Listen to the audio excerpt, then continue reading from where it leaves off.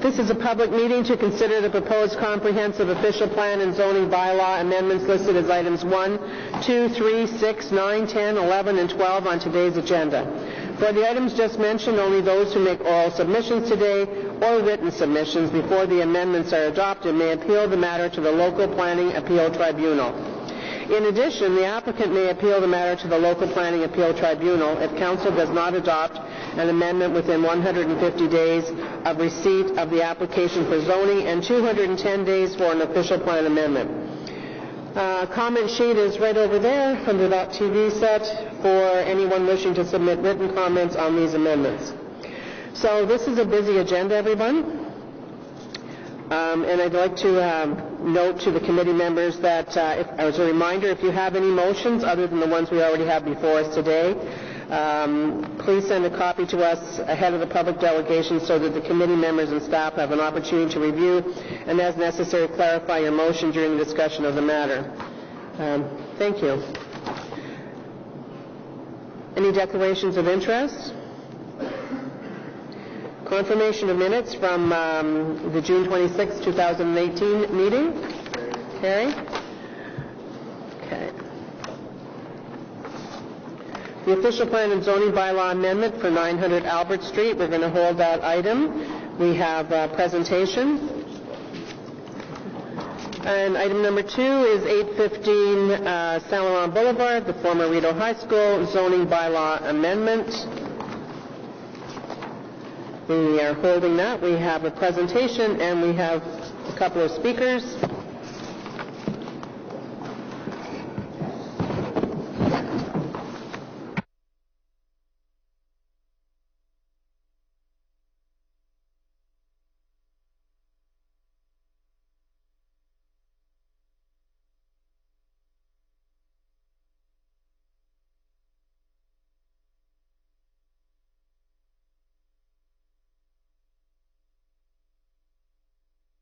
On the Rideau High School, former Rideau High School, zoning bylaw amendment. Sheila, are you here? Sheila here yet? No. So we have to hold it in. I know she is, but she has a right to speak too. Helene Kaye? And are you opposed or in favor? In favor? Okay, thank you. Well, do you need to speak to us if we're prepared to carry this item? Well, you won't get another chance, so I'm asking you. I'm trying to save some time. The councilors for the area are just wondering whether we need to hold it. It's a good news story. Mike, were you planning on speaking? No. So are you happy if we just carry it? We have Sheila's comments already. You know what? I'm going to wait till Sheila gets here because she is coming here. Because she has the right to speak. Sorry, but thank you for trying to move it along. Okay, number 3 is 3387 Boris O'Kane Road. It's Glenview continuing to build Half Moon Bay. It's a zoning bylaw amendment. Mike Michaud is here. Okay. Does anyone have any questions? Do you need to speak if we're prepared to carry this item? Okay, so is the item carried? Thank you. Item number 4 is the revised construction cost for the front-ending agreement for the design and construction of the Goulburn Forest Road. I have no... Yes, I do. KNL Development representatives wishing to speak. Nobody signed up. Is anybody from KNL here wishing to speak? Are you wishing to speak? If it's carried, you don't need to speak. Does anyone have any questions? Yeah, Councillor Vice Chair Tierney has a motion to correct the report number.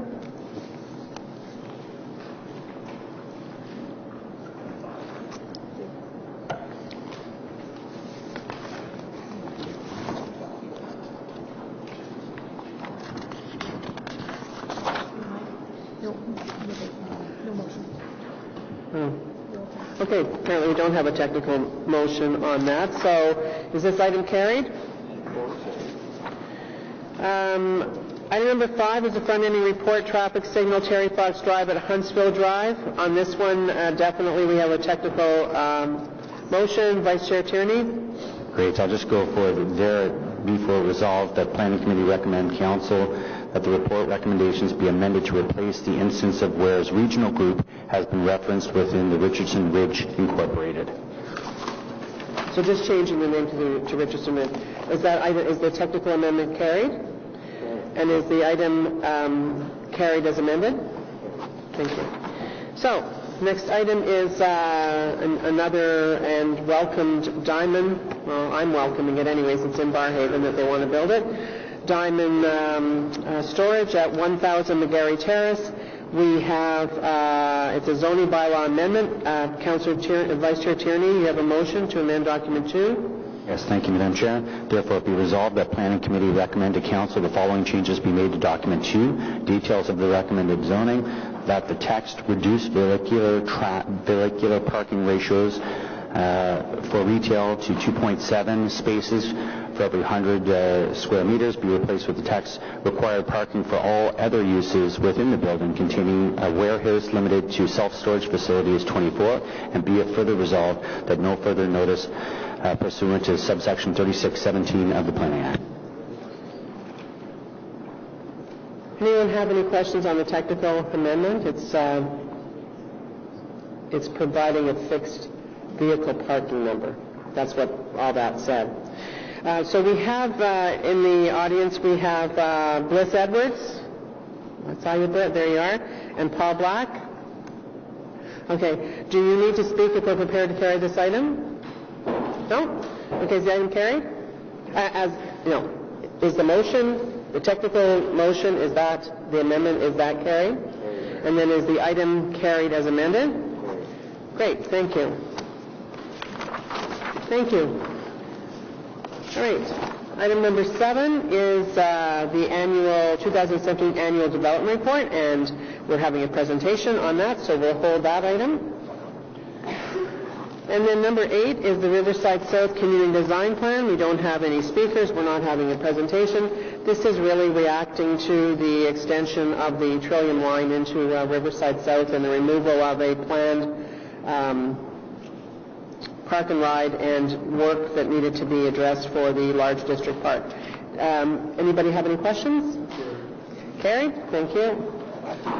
And number 9 is zoning bylaw amendment, 280 Hertzberg Road, again in Canada North. We have a motion. Vice Chair Tierney? Oh, Councillor Kadri, sorry. Thank you very much, Madam Chair. And it is what I would consider a technical motion, and it says, therefore be resolved that document 2, details of recommended zoning section 2 be revised as follows. Add the text, despite table 65(4)B, a canopy may project up to 0.3 meters from a corner side lot line. And be it further resolved that no further notice be provided pursuant to subsection 3417 of the Planning Act.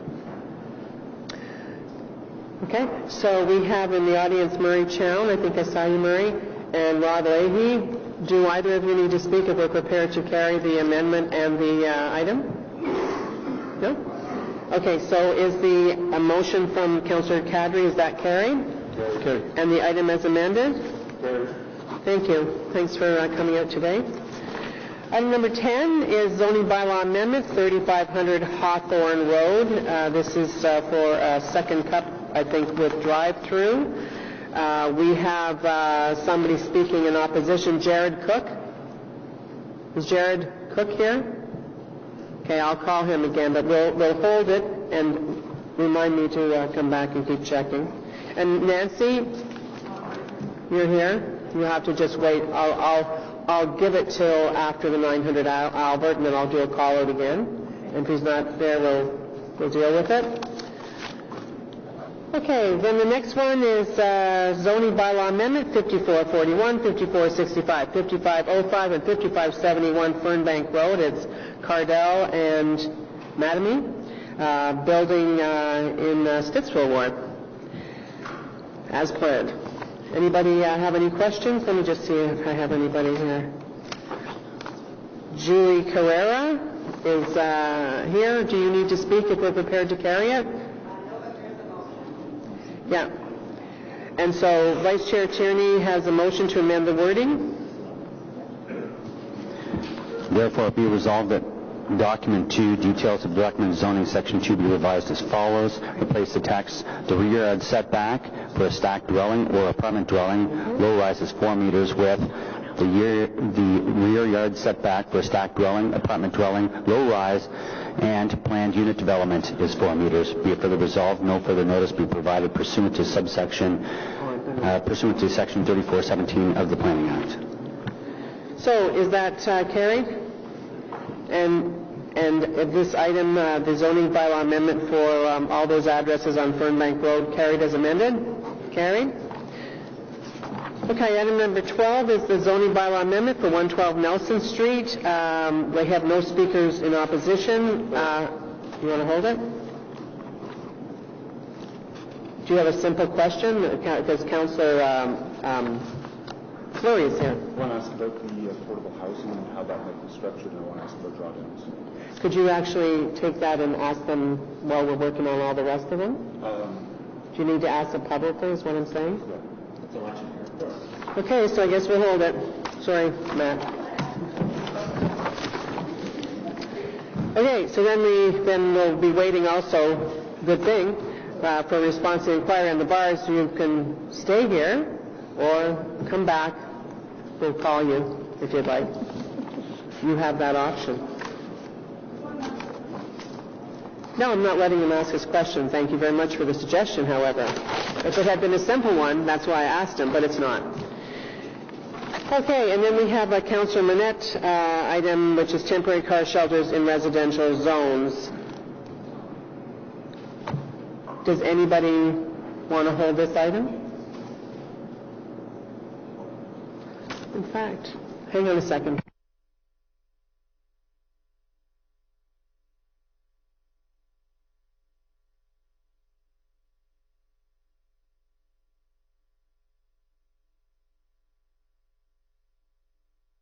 Okay, I just was seeing whether I could get rid of the one in front of that was the with regard to the zoning of bars and restaurants, but we'll have to, I'm sure you want to ask questions about it, that's why it's there. All right, so on this okay, well, we'll have to hold that one too then. All right. Okay, so then I'm going to go back to the beginning and just a minute, please. Why can't you do that right now? So now I'm going to go back to the front of the agenda. You missed it. We're not voting on it because I'm going to do a shout out to see if the person's here. Yeah. All right, so I have a motion to add. Where's that? Where's the wording for that?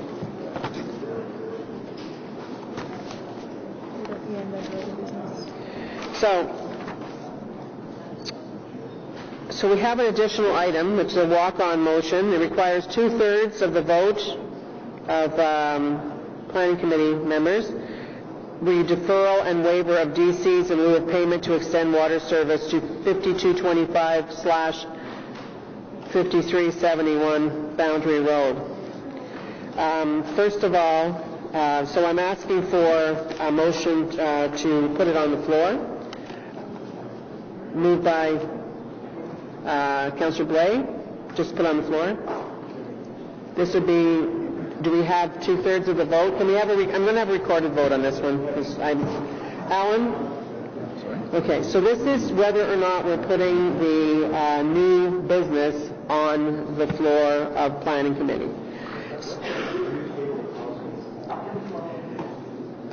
Well, Councillor Blais is going to introduce it. It just was announced before the Planning Committee meeting. It has to do with the... I'm going to ask... We'll ask Councillor Blais to divulge why he's asking us to do this. He wants to know before he votes for the deferral. Sorry, for the motion beyond the floor. Councillor Blais. Thank you very much, Madam Chair. I'm asking to add the deferral of waiver of development charges in lieu of payment to extend water services to 5225 and 5371 Boundary Road. This is an rural industrial subdivision in Carlsbad Springs. City Council approved the extension of water services as part of an official plan amendment in 2015, and we have an application to build a 1 million square foot fulfillment center by Amazon at this site, and this was a key part of the City of Ottawa's ability to attract Amazon, and that's why we'd like to discuss it at Planning Committee. Okay, so that's what the item is. So on the motion to add it to the agenda today? Does everybody vote it? Okay, so yeas and nays, please. Councillor Blais? Yes. Councillor Brockington is, I should have mentioned that he is away. Councillor Chiarelli, I don't know where he is. Councillor Cloutier? Yes. Councillor Hubley? Yes. Councillor Leeper? No. Councillor Nussbaum? No. Councillor Kadri? Yes. Vice Chair Tierney? Yes. Myself, yes. That satisfies the requirement, Mr. Mark? I think counted 6-2, Madam Chair, and if that's correct, okay, that satisfies the requirement. All right. So it is before us, and we're going to have it first on the agenda. Councillor Blais? Is that what you? Is that? That's not what I like, but I thought that that's what the plan was. So if I'm suggesting that we just hold it then till later on. We're not going to start. We're going to start with 900 Albert. Okay. Thank you. Okay.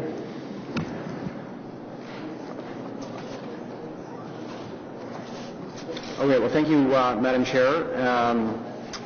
As I meant, So we are going to go with 900 Albert first.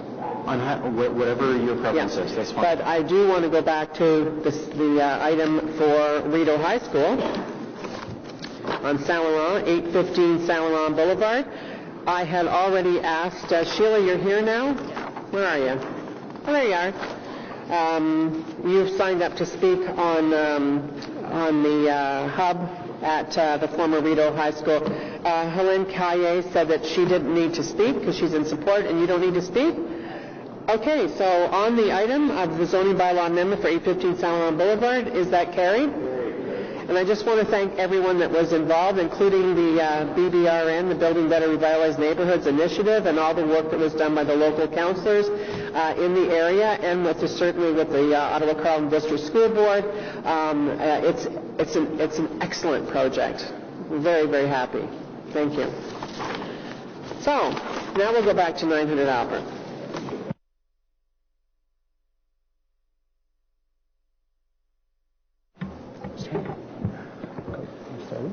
Go ahead.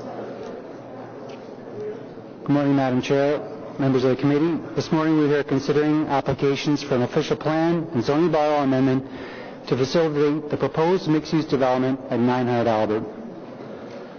The site is located within an active area of the city at the intersection of the Confederation and Trillium Line, meters from Bayview Station platform and cycling facilities. Bounded by the O train to the east, a mix of land uses to the south and west that include a low-rise residential neighborhood and light industrial uses. The property is located within the Bayview District secondary plan area and is also within a mixed-use center designation as shown on the star. Significant city building projects have recently been considered by Committee and Council. These include the library, Zibi, Rendezvous of Le Breton, and Claridge East. Collectively, these projects are forming the western expansion of the downtown core and they need an expanding community. However, Ottawa is not alone in entertaining such building heights in the 60-plus story range. Urban centers across Canada, such as Calgary, Montreal, Edmonton, and Burnaby, are all striving to manage growth and city building objectives that are often centered on or in proximity to transit infrastructure. The proposal consists of 3 towers, 65, 56, and 27 stories respectively, over 1,200 units, a mix of office and retail uses, just shy of 1,100 parking stalls and 800 bike parking stalls. Access to the site is proposed through a new signalized intersection of the center. A secondary access is proposed at the eastern edge of the site that would be a right-in and right-out only movement that would lead to the enclosed loading area in the rear. Loading in the area on the rear of the site is all internalized. There is no proposed loading from the former Wellington Street right-of-way. Trucks would access this area and reverse into the underground garage and be concealed from public view. A future pedestrian bridge is also proposed that would directly link the podium of the building over the O train tracks to the west side of the Trillium line. At full build-out, it is estimated in the order of 1.6 million annual transit trips will be generated from this mixed-use development, $400 million in construction value, and $23 million in development charges. As part of the approval, Section 37 agreement includes both financial and non-financial contributions, $975,000 in cash contribution payments, along with $2.5 million in site plan control elements that are to be constructed by the applicant form part of this recommended approval. The implementing zoning also requires the approval for an affordable housing agreement prior to site plan control approval. In considering the applications, key policy considerations are found within the OP and Bayview Station District Secondary Plan. The proposed OP and zoning amendments address the applicable policies and strategic directions that speak to managing growth by directing such growth to target areas such as mixed-use centers and town centers and main streets. The proposal addresses built form and compatibility objectives of the OP that speak to creating a sense of community, quality public spaces, and safe and accessible areas.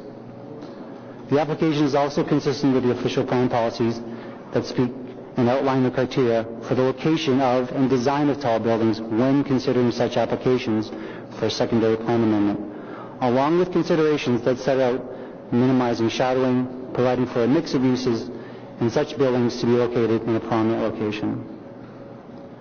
The proposal also responds to the applicable secondary plan criteria that give direction on bulk, massing and height, tower separation, and affordable housing units. In addition to the various planning objectives that were assessed through the application, it was also fundamental to assess the impact of this tower on significant view planes. The subject site is shown in the blue star. In this image, we see the protected view corridors that are focused on Parliament Hill. As you can see, this property is well outside to the south of any protected view plane corridor. The image here on the left shows the proposed tower complex in isolation and how it would start to frame and create that western expansion and skyline.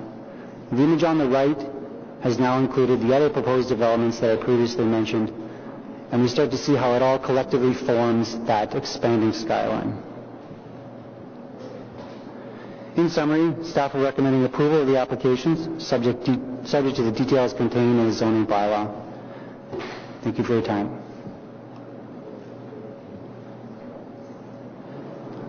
Okay, so I'd like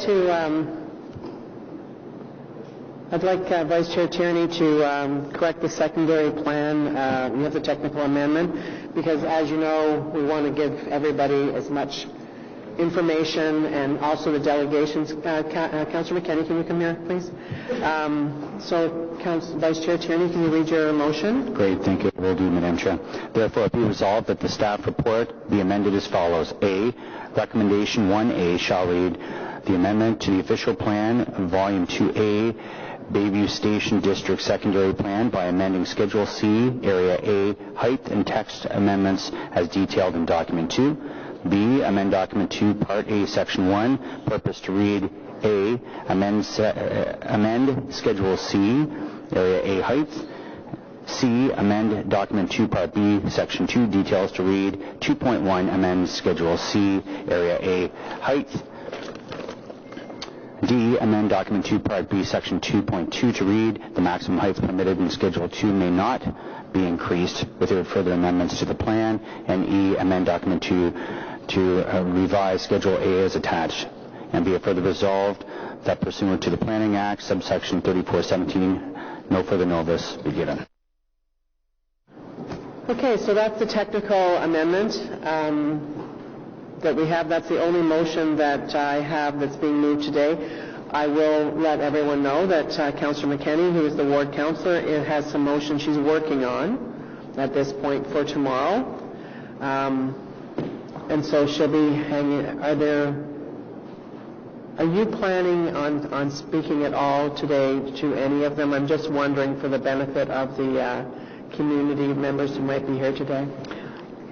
Thank you, Chair. Yes, I will be speaking to elements of the motion, so we have to see what happens today, obviously, to see how we move forward in terms of what my approach will be and what we hear, obviously, from the community and from staff. But I will be speaking to elements of, the affordability and the I think that's helpful. Space. Thank you.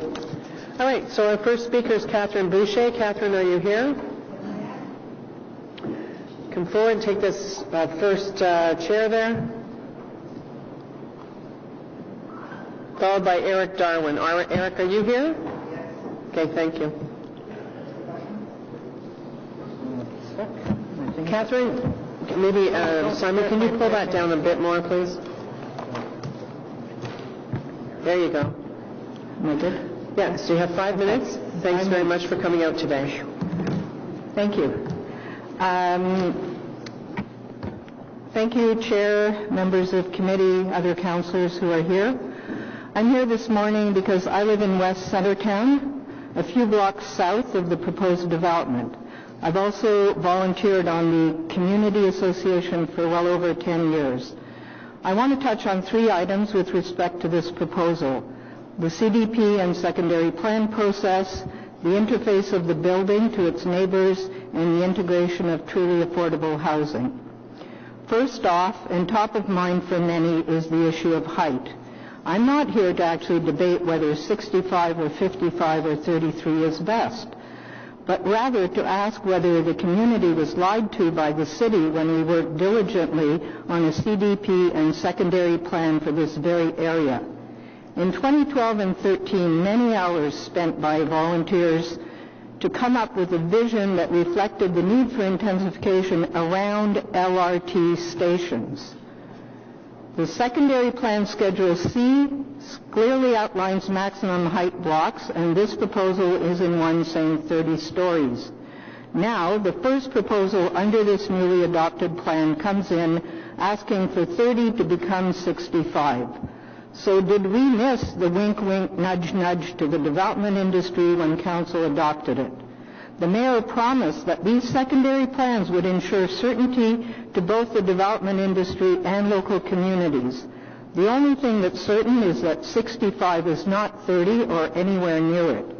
Again, the community rightly feels that we were lied to about the value the city puts in its own plans when the development industry comes knocking.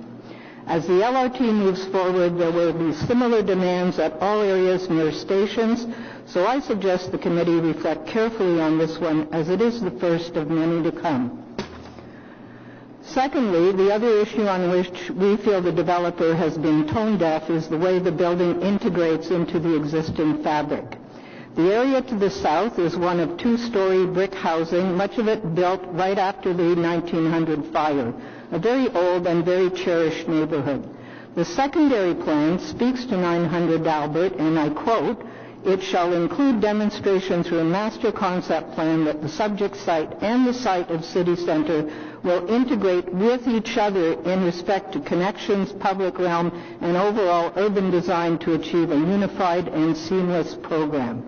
We understand intensification, and we understand the pressures of meeting everyone's expectations, but the south face of this building is mooning us.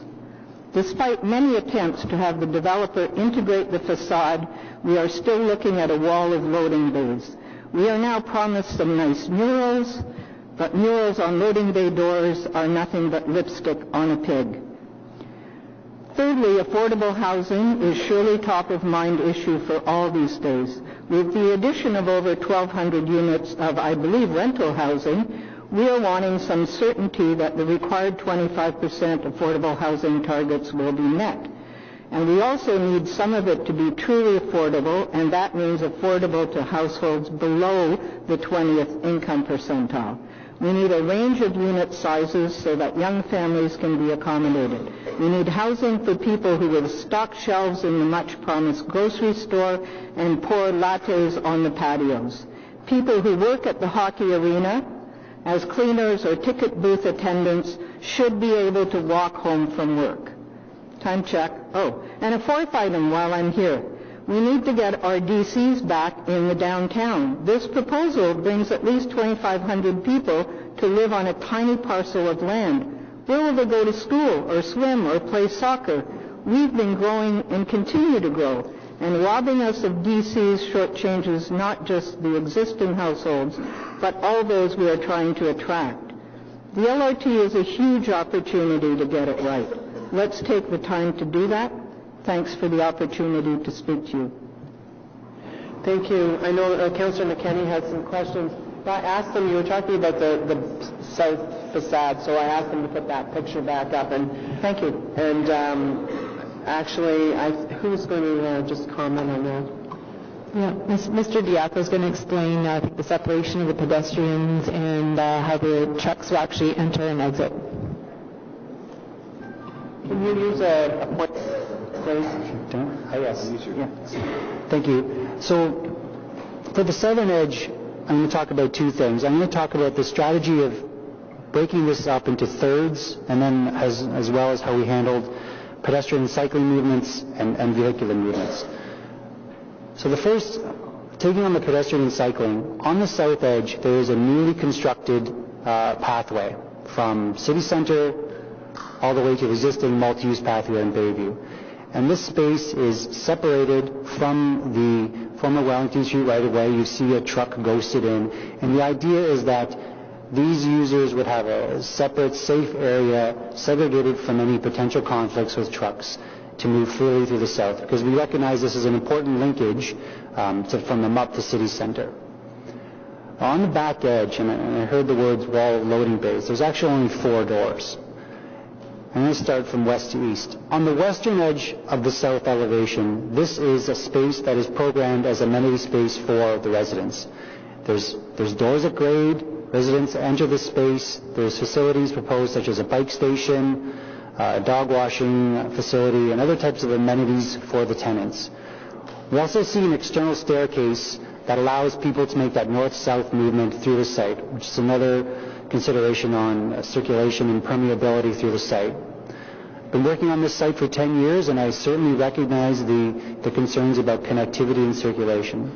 The middle third is the loading area. There are no loading activities at grade. Trucks come across Grounding Street, reverse into the space under the podium, and conduct their loading and unloading. The last third on the western edge has 2 significant features. The first is a public plaza that frames the intersection of Albert City Center, and then through this flat iron podium, you see commercial uses at grade that start to wrap around and animate that edge of the site. Thanks. Okay, thank you. Councillor McKenney, you have some questions for Ms. Boucher? So can I ask staff questions also? Well, Because how about we ask the questions first of Ms. Boucher? And anyone else have any for Catherine Boucher?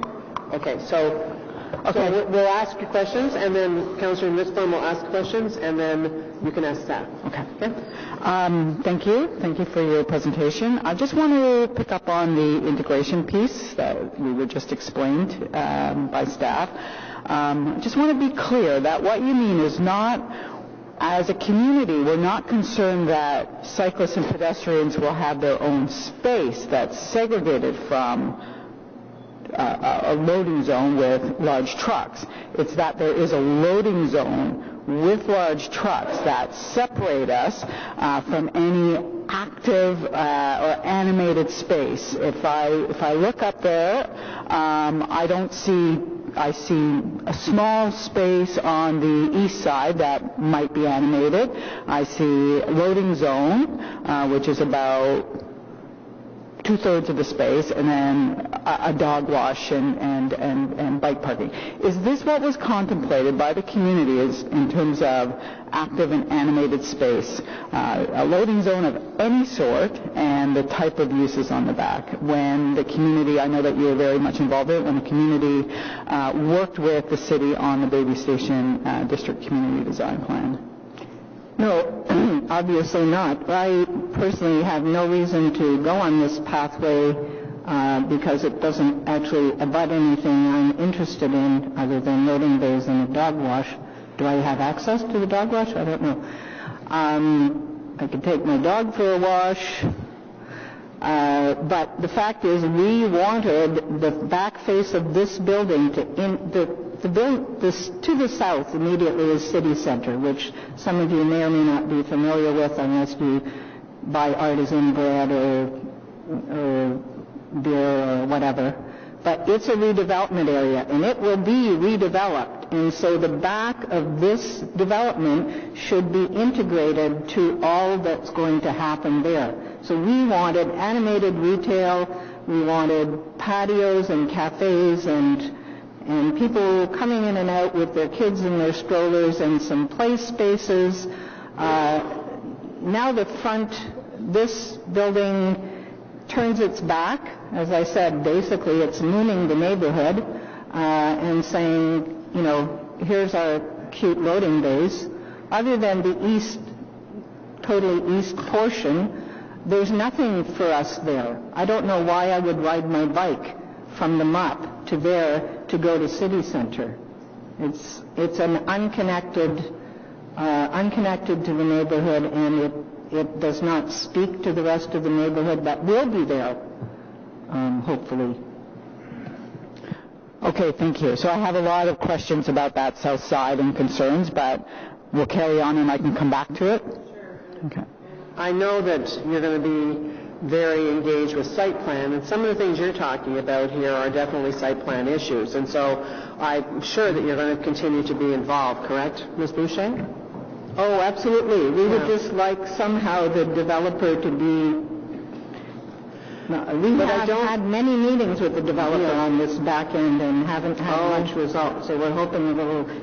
I know. A little nudge from Pedco would be nice. Ms. Snedden and I, when we first became my chair and she was the director of planning, this was in February 2015. This is not a new application for those in the audience that may think that it is. So, and as you know, you have been very engaged, and I thank you for that. And we'll continue to be engaged if this passes through site plan. Absolutely. Right. And so, I mean, what's missing there is, are there going to be like patio tables and all that kind of stuff? And like there is at the Artisan Bakery across the street where they've got not patio tables, but they've got those old picnic tables and things like that, right? So, anyway, but thank you very much. Oh, wait a minute, hang on. Councilor Nussbaum. Questions of Ms. Boucher. Yeah, thank you very much. It was Councilor interesting. Thank you for your presentation. It was interesting to hear. It sounds like you were involved when the CDP was originally developed. In reading through the CDP, I was very impressed with the extent of the public consultation. There were many open houses. There was a special public advisory committee established. You referenced the discussion about height, and the highest envisioned height for the area was 30 stories right at the same site where this application is. At the time, the participants of the CDP were aware that this was going to be a future transit station. Is that correct? Yes, that was actually a motivating factor for the CDP, is to address the issue of the fact it would be an LRT station. So we recommended those heights, and they were approved by staff and by council under that very impression. That was the whole point, is we need more intense development, we need height, and we need it at transit nodes and 30 stories. And if I look at the CDPs that have been approved for the transit-oriented developments in the CDP documents of the city, I don't see any that recommend higher than 30 stories. Blair, Saint Laurent, Searville, they're all capped at 30 stories. So obviously that was not that long ago, 2014, the TODs. So, that is and this is the first one out of the gate. So obviously, yes, we were very much knowledgeable of the fact that this was an LRT station, And what as was was city interesting, staff.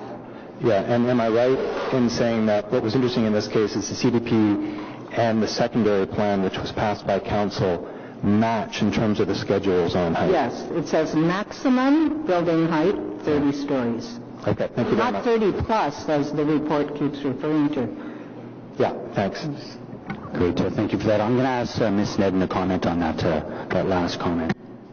Thank you very much. I just conferred with Mr. James. Just wanted to make sure that we were clear on terms of the evolution of the policy conditions in this area. So while the CDP and secondary plan contemplated the 30 stories, once the official plan came forward and was approved by council in 2014, in this particular area we talked about 30 plus stories. So just wanted to make sure that everyone was aware of the evolution of the policy in this particular area. I think it's important, though, if we're going to get into a discussion. Actually, we're not going to debate, so... Okay, great. Further questions to Ms. Boucher? Ms. Boucher, I'm looking at section 5.1.3. Is it true that paragraph 2 says, notwithstanding official plan policy 4.11.9.b, high-rise development will not be considered with 600 meters of the Bayview Rapid Transit Station within the general urban area unless provided for in this CDP? And if that is true, was the maximum height set out in both the secondary plan and the CDP 30 stories? I'm so glad you found that. I was looking for it yesterday and I couldn't find it. Where is it? You're in the secondary So I'm on page 60 of the CDP. Oh, you're in the CDP. I have a draft version, so... Yes, I'll read it again. Notwithstanding official plan policy 4.11.9.b, high-rise development will not be considered with 600 meters of the Bayview Rapid Transit Station within the general urban area unless provided for in the CDP. And my question is, did the CDP and the secondary plan not establish 30 stories, approved and voted for by council, 30 stories, and there was an acknowledgement that this was to be prima facie a priority over the official plan policy? Yes, and I'm glad you found it because this was related to what I was speaking of the promise of the mayor that when CDPs are approved, they are something that both the development community and the community can rely on. And this was an additional promise to the community that 30 meant 30, not 30 plus. And sorry, my final question is in the staff report, and this is very important, the staff write, with respect to the location of high-rise 30-plus buildings and their contribution towards intensification, policy 2.2.2.13 of the official plan states that such buildings will only be permitted, Ms. Nedden, where they are identified in the secondary plan. And in this case, am I right that they were not identified as greater than 30 stories in the secondary plan? Is that correct? That is definitely my interpretation. Thank you. Okay. Great. So I think no further questions, Mr. Councillor Nussbaum. So I'm going to get Mr. James, if you can comment on that, please. Thank you, Mr. Vice Chair.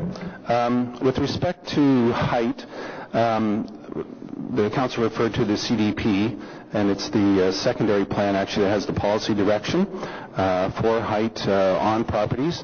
The city passed, the council passed OPA 150, which gave us direction for where we want to have high-rise buildings, up 30-plus stories. They are to be located no more than 400 meters away from transit stations, preferably within 200 meters, such as is the case here.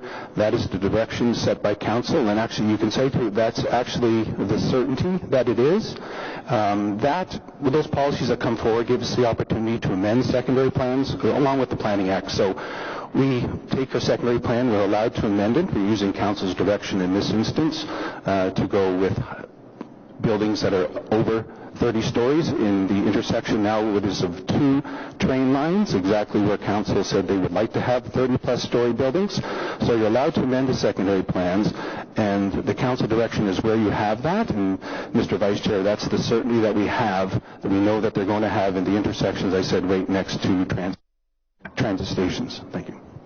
Great. Thank you for that. We do have other questions from Ms. Boucher. Councillor Leeper. Ms. Boucher, I'm wondering if we can take a look at the pedestrian connection to the multi-use path and to the station. There was a previous slide. There we are. Thanks. And I suspect staff will want to provide us with some color on how exactly this is supposed to function. That pedestrian connection is considered to be, I believe, $1.5 million drawdown or non-financial contribution to this project. How useful do you think that will be for members of your community? Well, I won't be using it. I do bike and walk my neighborhood, but I have no reason to use it that I can think of. And your neighbors, I'm looking at this as a feature of the building that serves very specifically the residents of that building as opposed to being a public interest benefit. That would be my guess, if you look at it. I don't know if staff want to sort of give us a bit more color about how that's intended to interface with the community, but it looks like a private connection, despite whatever covenants we put around public access. Thank you. Thank you for the question. I want to clarify a couple of things. This image does not show the bridge that we're speaking about in Section 37. There's two significant elements here. The first is this pedestrian bridge is a separate project that's connecting from the building over the tracks to the western platform. It's publicly accessible. That's not an issue.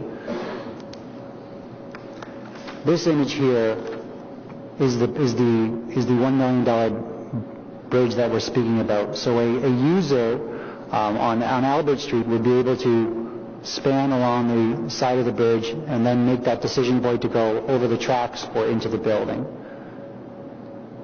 And this is that, and this is what's covered in that Section 37 agreement. So it's not shown in the color rendering for it, but we see it on the site plan. This is that elevated bridge taking someone along Albert Street into the covered overpass or into the plaza. So, Simon, can I just ask you, take me through that. Where would a potential pedestrian using that bridge be coming from? It'd be someone walking from the east, crossing over from Baby Station at grade, or from further on Bayswater, or deciding to meander in and through.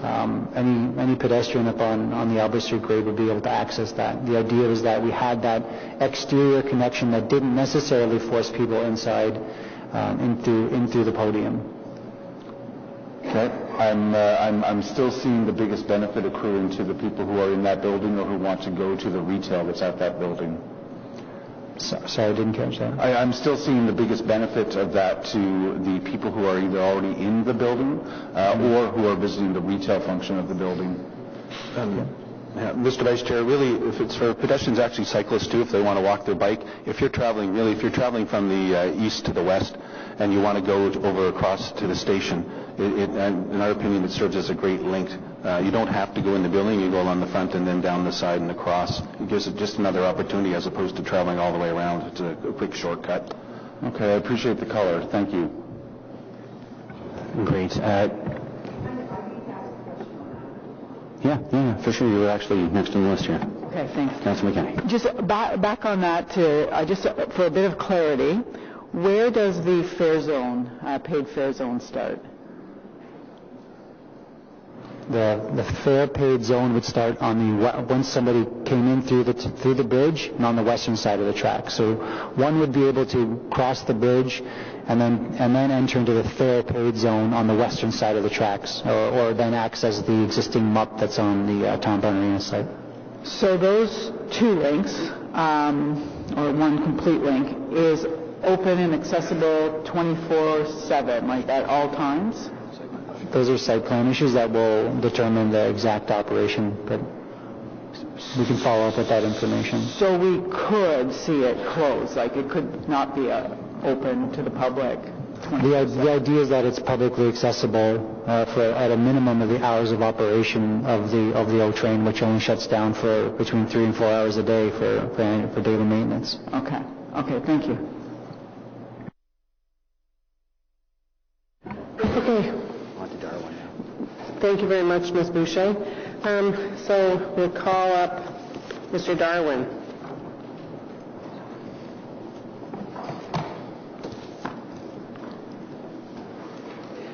followed by Sheila Perry, followed by Cheryl Parrott, Linda Gamo Pinto, Mindy Seiko or Seashell. What is it, Michael?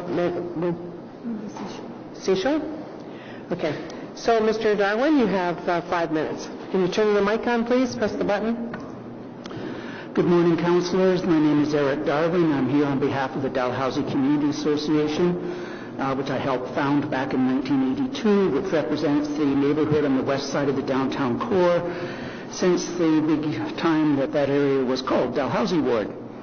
Make no mistake that the 900 Albert proposal before you today is a huge investment of capital, and being located at the junction of the east-west Confed line, which we are constantly told is the largest investment in the city's history, and the north-south Trillium line, which may in our lifetimes actually go to the airport or cross the river to that other place. This site is certainly a prime one and truly has the opportunity to create a vital and exciting urban node. Or it could be a big flop we all live to regret. I fear sometimes we're a bit too much optimistic. Let's look at two aspects of this proposal. As you've noticed, it's a triangular site with a 2-block long face on Albert Street as it approaches Bayview Station. It has a 2-block long face to the existing residential and commercial neighborhood to the south. And it has a shorter, but no less important, face onto the Trillium Corridor, which is the city's busiest cycling and pedestrian path that runs from the Ottawa River right through Bayview Station south to Dow's Lake, which runs through the center of the fabled land rush by big developers just before the previous election cycle. Earlier versions of this project's main podium had a 6-story windowless facade on the south side clad in corrugated metal. Since then, it's much improved. Now it's a 4-story high, largely windowless facade. Earlier versions of this plan had active spaces on the ground floor facing the Trillium pathway with windows. Now the prime Greenway West facade is a series of windowless indoor storage rooms. Even the Albert Street side, which should be animating the sidewalk, creating a lively urban environment people will want to walk along to get to the station and to their homes and places of business, has few commercial spaces with direct sidewalk access. Instead, it favors that 1970s and 80s internal corridor-type development with the stores facing inward into the property. For portions of the Albert frontage, the store windows and floors are 6 to 8 feet above the sidewalk level at mid-block and 12 feet above the sidewalk level by the east driveway. A few weeks ago, Claridge was here to seek approval for their East Flats development. Their Booth Street sidewalk frontage was rich with storefronts and street animations on a similarly inclined street. If Claridge can do it, why can't this project?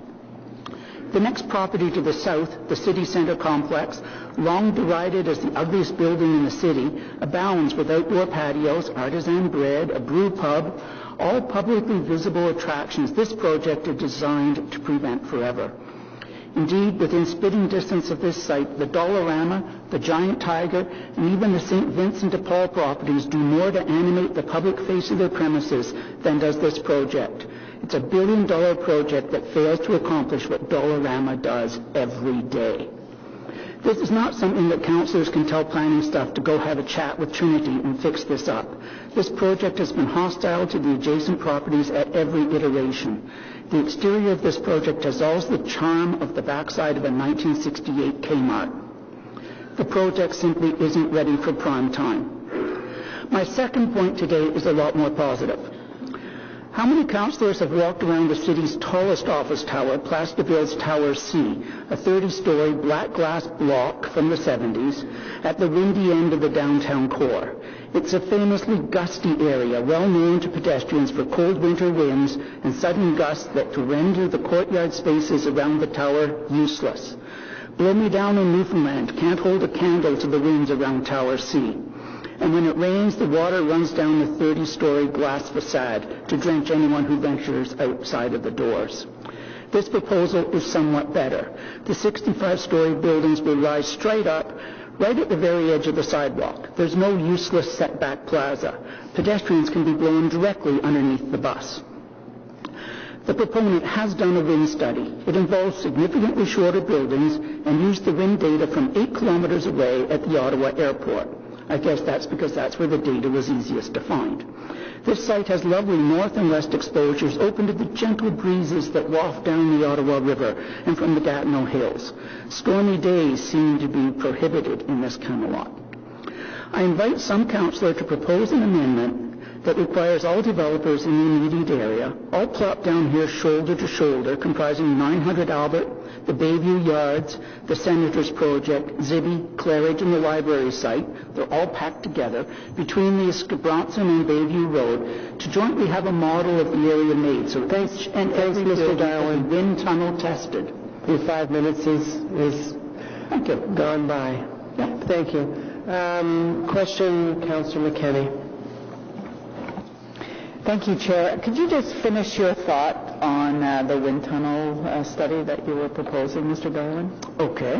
I think that since there's so many developments side by side, and these proposals will be coming forward to this committee over and over again as each new tower is proposed, that if you have a three-dimensional model that all the developers share the cost of, then you can wind tunnel test them and sunshine test them, and each building can be placed and oriented to create a pleasant urban environment that will benefit the community and will also benefit the bottom line of all the developers, because they won't be creating a series of hostile environments or a high-rise slum, but they'll have a vital, exciting place to fill up with tenants. Just to staff, a quick question, because... A minute. Does anyone have any questions for Mr. Darwin? No. Okay. Thanks, Mr. Darwin. Thanks for coming up. Okay, Councillor McKenney, questions of staff? So one of the directions or motions tomorrow that I intend to bring is finding a way of ensuring good architecture. Mr. Darwin, could you go back to your seat and ask Sheila Perry to come up while Councillor McKenney is asking her questions? Thank you. So ensuring good architecture, how do we make sure this comes back in front of us after it's been to the Urban Design Review Panel, the Tall Building Subcommittee, to ensure that whatever we go forward with today and tomorrow, we can expect world-class architecture at what will be one of the key developments in the city.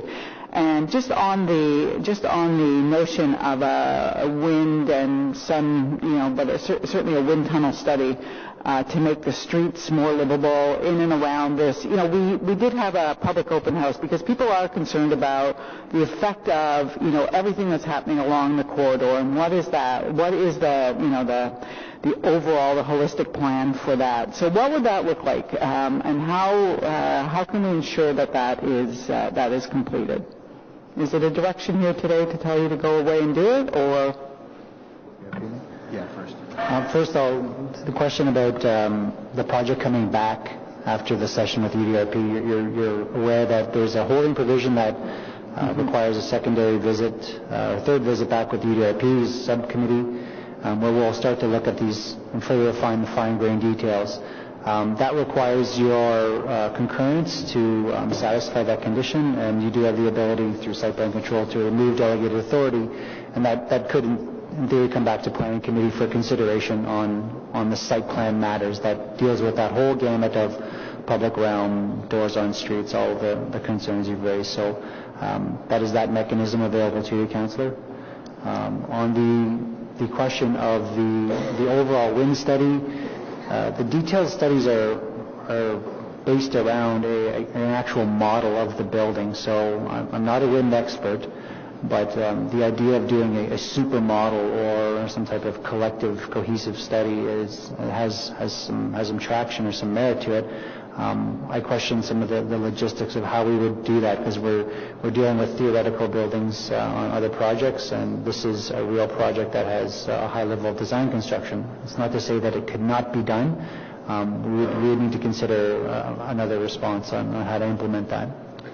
And if I may, Madam Chair, as part of the site plan control or approval application process, having gone through the sort of a subcommittee of the UDRP and coming up and tweaking the design, that would be a requirement to the site plan to upgrade or update their wind study. You can do that on, there's a desktop, it's called, on a computer one, as opposed to, or you could actually build a model, but you could do that on the computer with knowing what we know about, well, whenever, if ever, even Rendezvous Benton comes in at some time, but we have an idea what it might look like. And other developments that have happened in the area, we can upgrade the wind study through the site plan control process. So can I give that as formal direction then? Because, you know, I will have the authority, obviously, to lift delegated authority from staff around all of the holding provisions. So it is something that I will be looking for. So in advance, if I can request formally an updated wind study that would model that entire area. Yes, Madam Chair, we will take that as direction to do that. Yeah. Thank you. Good. Okay. Welcome, Sheila Perry. As you know, you have 5 minutes. Thank you very much for this opportunity to speak. As president of the FCA, the Federation of Citizens Association, we're very interested in this project. First of all, we're an incorporated nonprofit, volunteer-run organization that acts as a forum for community associations and similar nonprofit groups across Ottawa. And as member associations, we share issues facing communities, and when appropriate, we certainly like to comment. So we have submitted to you 4 key areas. There's no doubt about it that this is a potential game changer with LRT coming in, and we certainly understand the whole notion of trying to intensify some of those areas across the city. However, we want to comment on the failure to comply with the secondary plan. First of all, as you've heard, and I know there's not to repeat a lot on this, but the whole idea of 30 stories through this, and this project seeking more than double that, is extraordinary. And the other part is, along this line, is the south side, so that it can be more animated for community. We pride ourselves as an organization of FCA to support neighborhoods. Neighborhoods really matter. How does this fit within that whole notion? Tall buildings with the public realm and having them designed to ensure that it's welcoming and safe for pedestrians, amenities that are offered to residents in the supporting and surrounding community are really important. Dramatic changes to this secondary plan are incredibly changed, and this sends a wrong message, and it's a concern for communities. The second part that I want to comment on is the insufficient Section 37 community benefits. How do these really support, and are they sufficient? The reductions of any community benefits can be a problem if they're dwarfed by additional demands. And these demands include the infrastructure. They include the support services needed. The third item here is the transit-oriented development and the parking that's being allowed here. The idea of this excessive parking, in our view, sends a wrong message. We want modal share. And this is a really important issue, so that you have decreased those private vehicles instead of increasing them. The density and height of this location that's based on future Bayview LRT, does it need all this parking? Is this in line with the TOD policy adopted by the city? And the fourth item here is affordable housing and urban accommodation of families. When we look at this, the 25% of units should be affordable to the 30th and 20th percentile to ensure affordability near transit. This is an opportunity to get that portion right. So in conclusion, those 4 issues, applicable secondary plan, providing insufficient Section 37 community benefits, that's a key issue. Looking at the nature of TOD and development with the parking, And does this accommodate and support families to provide affordable housing? So for this reason, we are very concerned and we oppose this application based on this basis. And I guess one last item here just to comment on. This certainly is a departure from the heights of what we've seen across the city, and I think the Citizen covered a very interesting schematic in the last few days. I guess a bigger question here is this really going to attract the numbers that are really forecast here? 65 stories. Will that really accommodate or be attractive for people? So on behalf of the FCA, thank you, and certainly we're open for any questions. So I think we have some questions for you. Councillor Shirelli? Just Councillor Shirelli. Okay. You too? Thank you. I was looking at your objections. They weren't the ones I expected. Some of them are, but some of them aren't. Have you looked into or been satisfied to regarding the Section 37 and the amenities that would be provided? Can you speak louder, please? I can. About Section 37, I didn't hear. Okay. Is it your position that the Section 37 benefits will provide the right amenities to compensate for the additional people? Are you asking this to Ms. Perry? Yes. Okay. I think in our read of what we've seen in the report, we feel it's not sufficient. And given the massiveness of this project, what are the benefits? And Section 37 should help provide that. So bigger questions, you look at the numbers of people in this area that demand on the infrastructure, and that's everything in the area. Benefits to the direct community in terms of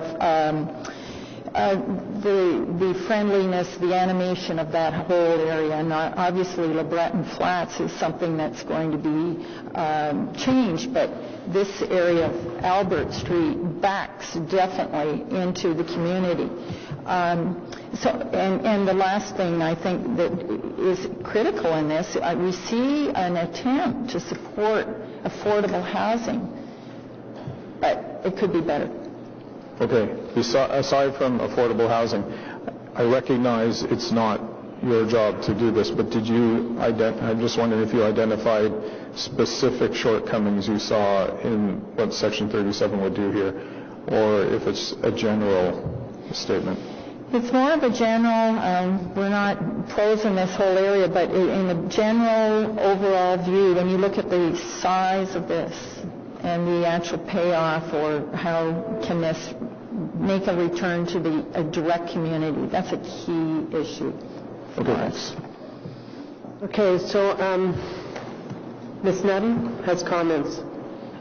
Just wanted to add, thanks Ms. Perry for the comments. I was in conversation earlier today with Mr. James, and we were talking about the addition of the Section 37 benefits, but also what the direction of the secondary plan provides for. So I think there's broader direction in this area for those amenities for the community. So things such as upgrading LaRoche Park and Tom Brown Arena, and there's going to be a new park along the O-Train corridor. And the city staff are also working on a recreation master plan, and then through capital dollars, DCs, cash and lieu, Section 37 within this area of the city, this greater western becoming downtown area, there is broad policy direction that identifies those things that I think will assist in those community benefits that you may be looking for. Thank you, Ms. Nutty. Thanks, Sheila. Councillor Leeper, sorry. I'm not sorry, but I forgot. Questions of Ms. Perry, please? And I do want to just add a little bit of precision to the questions that Councillor Shirelli asked. Right now, there is a credit against the Section 37 for the multi-use path at $1.5 million, and the bridge, the pedestrian bridge that connects at $1 million. Do you feel that those are benefits that are in the public interest? Is that the best use of Section 37? They're connectors, and thank you for the question. First of all, linkages are really important in all of this, but how many are going to use this? Right. That's the key question. We've seen examples of some of these pathways in various parts of the city. A bridge like the Odawa Bridge, I mean, that's just an enormous pro for connecting a community. Right. In this case, it's very hard to judge this. Who's it serving, first of all? Is it really serving the residents of the project? Or is it going to be an opportunity just to show something in a geographic fashion? So back to how one really finds neighborhoods and what really matters, and that's fundamental to us as an organization. What really matters in neighborhoods? What makes up that neighborhood? Some of the things have been mentioned about access to sports facilities, schools, and all of that sort of thing. It's just not the groundskeeping. It's just not that part. The animation for people, invitation, livability is critical. Yeah. Thank you very much, Sheila. Thanks, Sheila. Thank you. Next up, we have Cheryl Parrott, or Perot. Is it Parrott? Parrott, I was right the first time, eh? Cheryl? Hi. Welcome back. You have 5 minutes. Oh, before you start, I just want to say to everybody in the audience, we're going to have a hard stop no matter what we're doing at 12:30 for lunch, okay? So if you're later on in the agenda, keep that in mind. Go ahead, please, Ms. Parrott. Thank you, and thank you for allowing me to speak. This project, it was actually difficult to try to figure it out. There's been so many changes and iterations of it over the years. And even yesterday when I was trying to go through and match up the numbers, what I was seeing from Mr. Diaco's information that was sent out and the transportation study, the numbers are not the same. So I guess it really doesn't matter. The numbers bounce around, but in the end there weren't that many changes. It's all still in the same ballpark. So I don't know whether there's a hotel or not. Some of the things in there say there's a hotel with 150 people. Some don't mention it, so who knows. And I also noticed that there looks to be flexibility. You're looking for flexibility in the zoning so that you can figure out where you want to put those towers. Is it Sector B or Sector C? So both of those have from 27 to 56 or 57 stories, so you can flip them around. So we still don't know what it's going to look like. I guess one of my biggest issues or my concerns, and I'm with the community association, but I'm also a neighbor that's going to look at this for the next 25 years, I expect. So it's right in my view, out my window. And so I have a big stake in this. My concern also, as I look out my windows and watch the amount of traffic that's on Scott and Albert Street, is the number of parking spots that are being put into this development. It's way too many.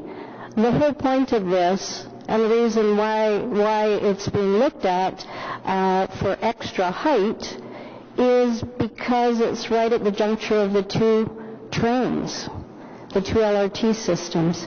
So putting 1,100 or 1,200 parking spots into this facility is just insane. And I looked again at the transportation study, and the modal split for the shopping center traffic was 75% by car and 25% by other means. So that's really terrible if you're building this for the LRT system. The other numbers were no better. So an addition of 610 vehicle trips during the PM peak hours, and I assume that's going to be mostly Scott and Albert because that's where they've got to come out onto, and 689 vehicle trips during the Saturday peak hours. it'll add to an already very congested road right at a major transit hub. And the road really can't be widened because the pinch point is the bridge that's right at the LRT stations. It's 2 lanes wide. When you put some cycling on it, it's not going to be widened. And certainly we're wondering if those parking spots are being built to provide more parking and therefore parking revenue for the future Sens Arena when it's built in the Button Flats, when and if it's built in the Button Flats. So it seems to be the parking is not necessarily for this building only, it's for the future so people can drive to the hockey games rather than take the LRT system. A concern about what will face Hintonburg. So on the south wall and the west wall, there's been no good pictures that I could see. These are better than I can see on the computer, but still no good picture of what we'll see from the west, from the Hintonburg side, and as people cross the bridge. The previous designs were worse. It was 9 or 11 stories of a parking garage. This hopefully would be better, but it's still not that clear. And it's sort of from a bird's eye view. And we had hoped to see that. We were told back in the St. Anthony's meeting that we would, but we haven't. And as other people have said, it does turn its back on the community. And I just caution you, that's what Holland Cross did. And Holland Cross was warned that when it was first developed. And Holland Cross, the retail in there has never been very viable. It's constantly changing over, and that's because it didn't make the connections to the community, and it's not friendly getting there from the back part. It's there to service Tony's pasture. Others have talked about the height. We agree on that. And the affordability. We've lost so many affordable units. Okay, thank you.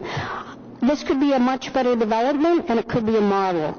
And it could integrate better with the community. So please send it back. Please send it back for another change and get them to work harder on this because it can be better. Thank you very much.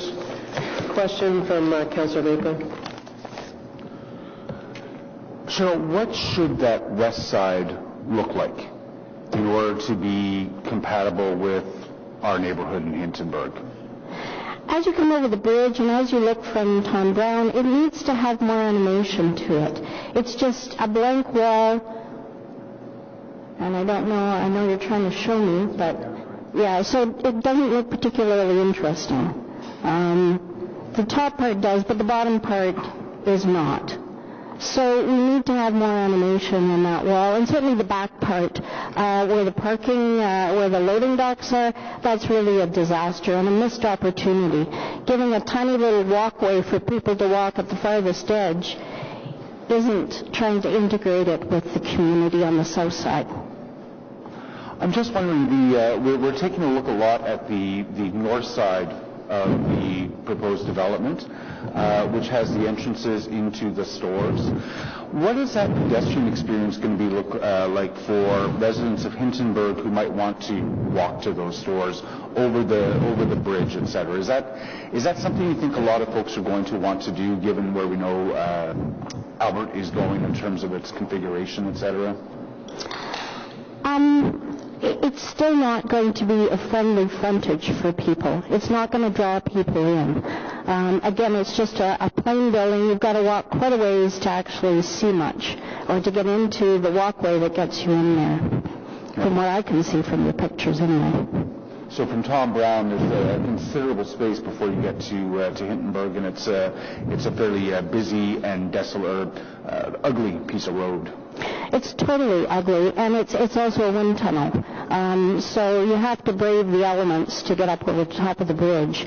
If you go in through the MUP, it's still quite a winding way to get in there, and I don't see that as being a real draw for people. Okay. Thanks, Joe. Thanks, Joe. Councillor McKenney, questions, Ms. Pat? Yes, thanks, Chair. Cheryl, I just want to pick up on your comments around the connectivity and the south side. I mean, this building is as close to Hintonburg really as it is to Dalhousie, to the Somerset Ward, and our communities are becoming more and more integrated. I would say over time, our kids go to school in Hintonburg, and I know I'm often in Hintonburg. I get kicked out a lot from my colleague, Councillor Eaper. But the CDP actually contemplated a pedestrian bridge that would go over the Trillium line, that would connect the two, the Wellington, the old Wellington alignment on Hintonburg side, to what will now be the pathway, or what is being contemplated as the pathway on this side. But that's again on the south side of the building. And, if you go out today and just take a look down that corridor, it could be pretty exciting if you had good animated space on the south side. Now, I'm not trying to lead you on with my question, but do you still see this as proposed today? Do you still see a bridge over the Trillium line as being a benefit to both of those communities? Absolutely. We've been asking for that bridge for many, many years, and so that will be a real benefit. But having to go over that bridge and then being so far away from the building because you're separated by the loading docks and big trucks coming in and backing in, that's not conducive to drawing the community into that building. So you want it community friendly as opposed to tramping through the loading dock area and the garbage area, I would assume. Because, certainly from the perspective of our side of the track, the benefit is, not that we don't like going to Hintonburg, we certainly do, and there are other ways of getting there, but we lose most of that benefit for any type of bridge because, as Catherine Boucher pointed out earlier, there's nothing to draw us to that pathway on the south side. There's no business. There's nobody there. We won't use that pathway. It looks nice in renderings with a lot of people, but a lot of people will actually not be on the south side. So I just wanted to, sort of make the point with your comments that, it is a huge lost opportunity to really connect two communities the way we have with other bridges in the city, and we know that it can be successful in good city building. So thank you for coming out.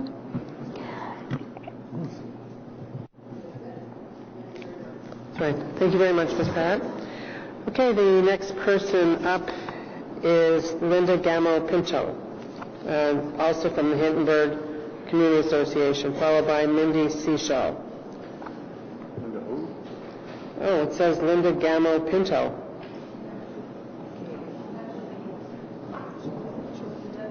Okay, thank you. So Mindy Sechel, please.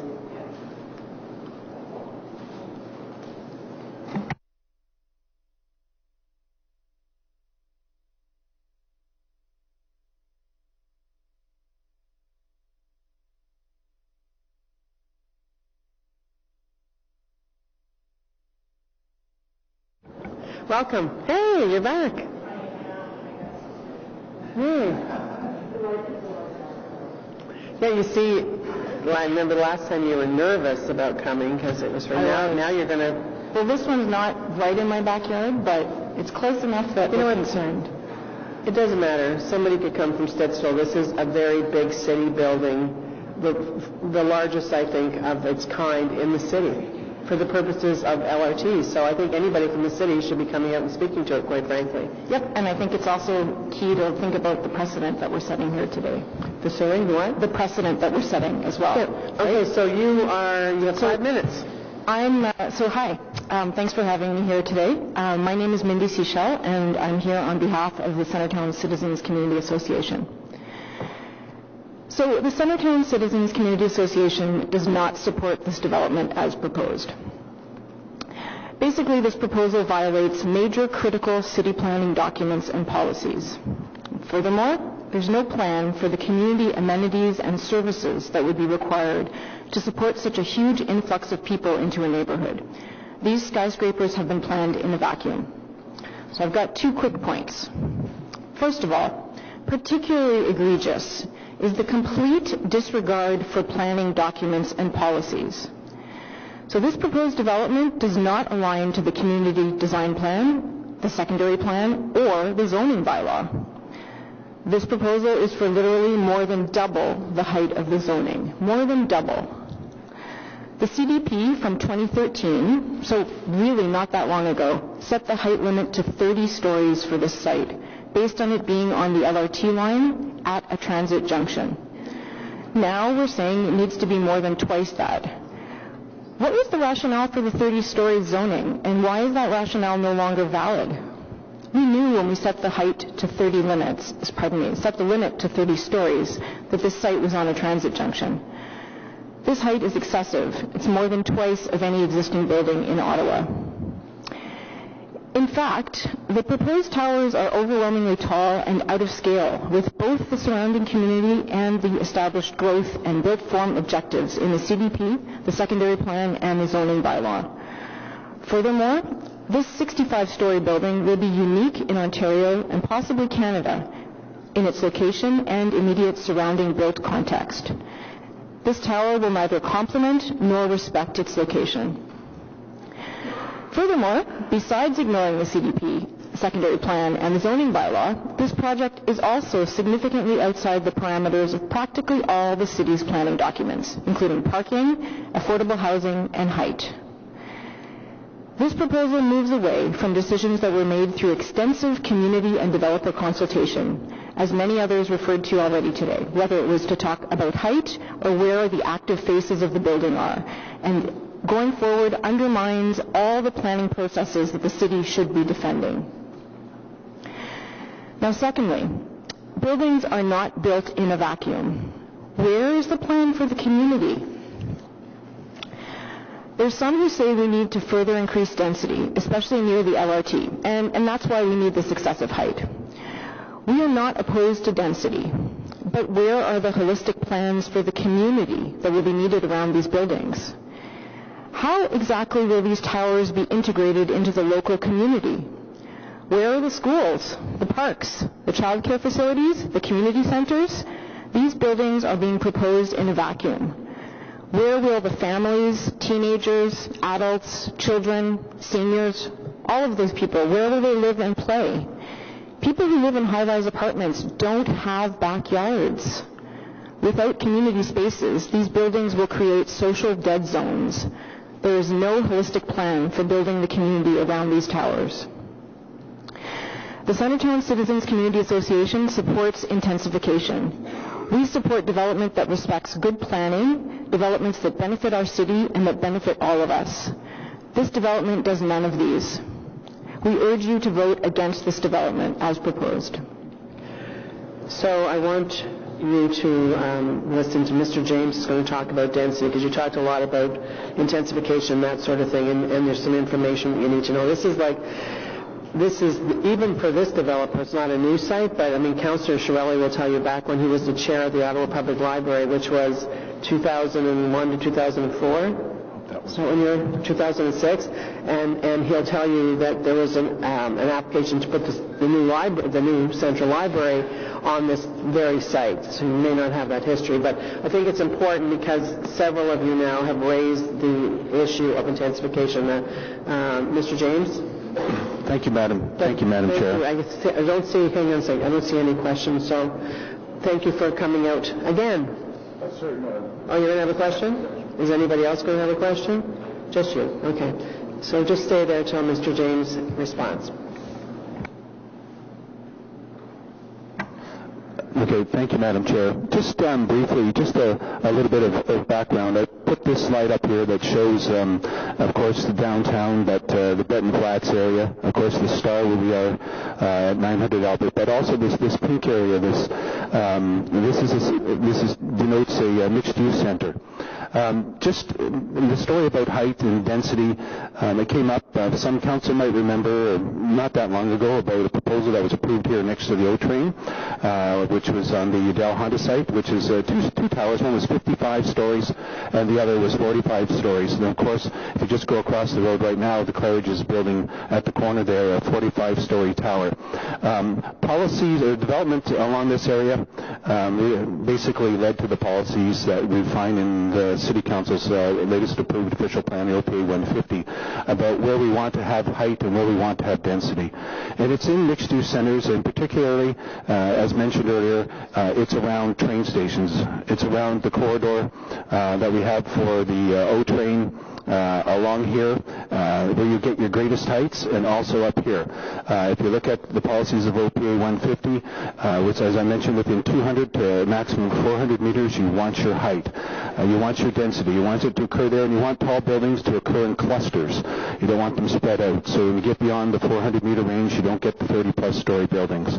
On this subject property here, although the heights are taller, and as I mentioned, we're at the intersection of two rail lines, the density of what is going to be constructed is the same as what was approved by Council with respect to the DCR Phoenix proposal. The density has not changed, it's just being redistributed in its form. So when people talk about not wanting the density, that's already approved. And the height, Council, as I mentioned, although it's not currently in the secondary plan, this is what we're doing now. We're amending the secondary plan to follow the direction that Council said is where we want the 30-plus story buildings. So that's why we're discussing height here today, and it's staff's position that it meets that policy direction established by Council, but also to note that the density has not changed from what was approved previously. Thank you. No, we're not, no. You have a question of staff. You have a question of Ms. Seychelles. You're asking the questions of Ms. Seychelles. I want to delve down a bit more into what those community amenities are. And you've heard, or presumably many have heard us talk a lot at this committee about the intensity that is coming from the escarpment all the way through to Churchill Avenue. What does the neighborhood need to be successful, and what do you see is not coming with the intensity that we're getting? It's a great question. As I was sitting waiting for my turn, I was reading the great article that Joanne Cianello just wrote for this on CBC's website, and she talked about how in other areas that are being built, such as Stittsville, there is a current plan for 3 parks and a school and a couple other things I don't remember because I was reading quickly. So that's, at the basics. When you look at building an area, you're going to bring in an additional, 1,200 units is the density. So maybe 1,200 families, maybe 2,400 people. That's a whole lot of new people, a whole bunch of families that need schools to send their kids to. Oh, wait, we have 4 boards, so we need 4 different schools as well, probably. That's a joke. If you can just send your kid to whatever school you want. But then it's more than that, right? It's things like grocery stores. Someone mentioned how this is an area that there's been a long-promised missing grocery store, a bit of a food desert. We've got a library that's going to go up. That's great. These people are very lucky that they'll have a library there. But where's the community centers? Where are the daycare centers? I'm a parent of a 7-year-old child who wasn't able to go back to work when my mat leave ended because I couldn't find childcare. Where are these 1,200 families going to find childcare? What about the seniors that are going to move into the area because they're looking for a maintenance-free downtown lifestyle? That's great, but where's the community center? Where are they going to go and play bridge at lunchtime or go for walks and parks? So there's a whole lot of these things. We all know what they are. I don't see any of them in the plan. Okay. Thank you.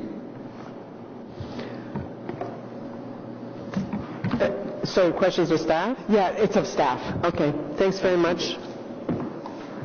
I just want to go back to the points you were making about the 3 different CDP areas, and in particular the Preston Carling and the 55-story building that was approved there.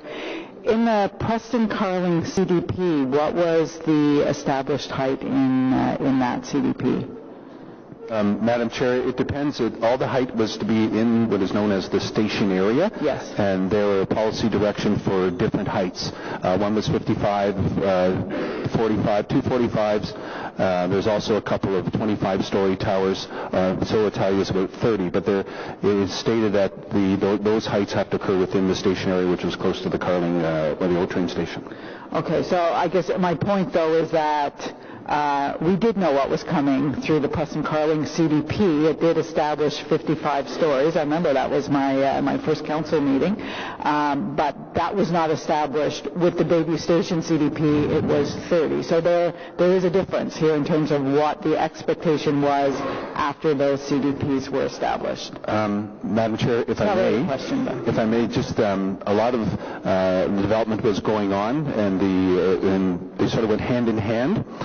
So the form that the Carling Preston Carling secondary plan took was in relation to some development proposals that were already before us. But in relation here, as I mentioned, we have OPA, the direction established for OPA 150 about amending secondary plans. Of course, the Planning Act does let us to do that, and it gives us direction about if we're going to amend those plans, we're going to have the highest buildings, as I mentioned, in close proximity to transit stations. And that's what we're here for today, is to discuss the amendment to the plan in relation to policy direction from Council. Oh, okay, fair enough. But I think, if you just go back to 2013, and we did know these two lines were coming. I think we had paid for them at that point, or were in the process of paying for them. We should have said at the time 65 stories was the height. We didn't say that. The city didn't say that. They said 30. So I think my point is that in the Preston Carling CDP, we said 55, 45, and we didn't have this discussion after because we knew what to expect. And my point is that, we go back to height, and, height can be good or bad, or it can be neither. It is what happens on the ground that is most important, and I'll be coming back to that later. But when we are asking our communities, all of our communities, to come out and establish community design plans and secondary plans, we have to tell them what the expected height is. And if it's 65 stories, which we're saying today it is, nothing much has changed, then we should have said at the time that it was 65 stories. Thank you. Thank you. Okay, so next up we have Paul Black from FOTAN. And we have Sean Kennedy. Now, you each want 5 minutes, so I'd suggest Paul, you come up first, and then, or vice versa, whichever one you want. Okay? Well, and then after you finish, then you can just stay there for questions for both of you, okay? So Simon, you're going to have to shift over one so that we have room when you might as well come up, Mr. Kennedy, Sean Kennedy. Yeah.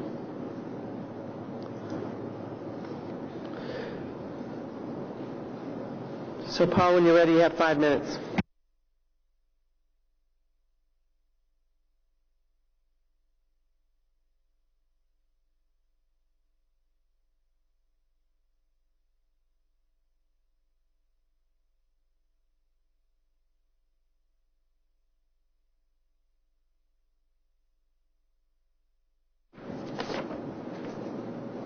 While we're getting ready, did Jared Cook ever come out? Jared Cook? Oh, you're here?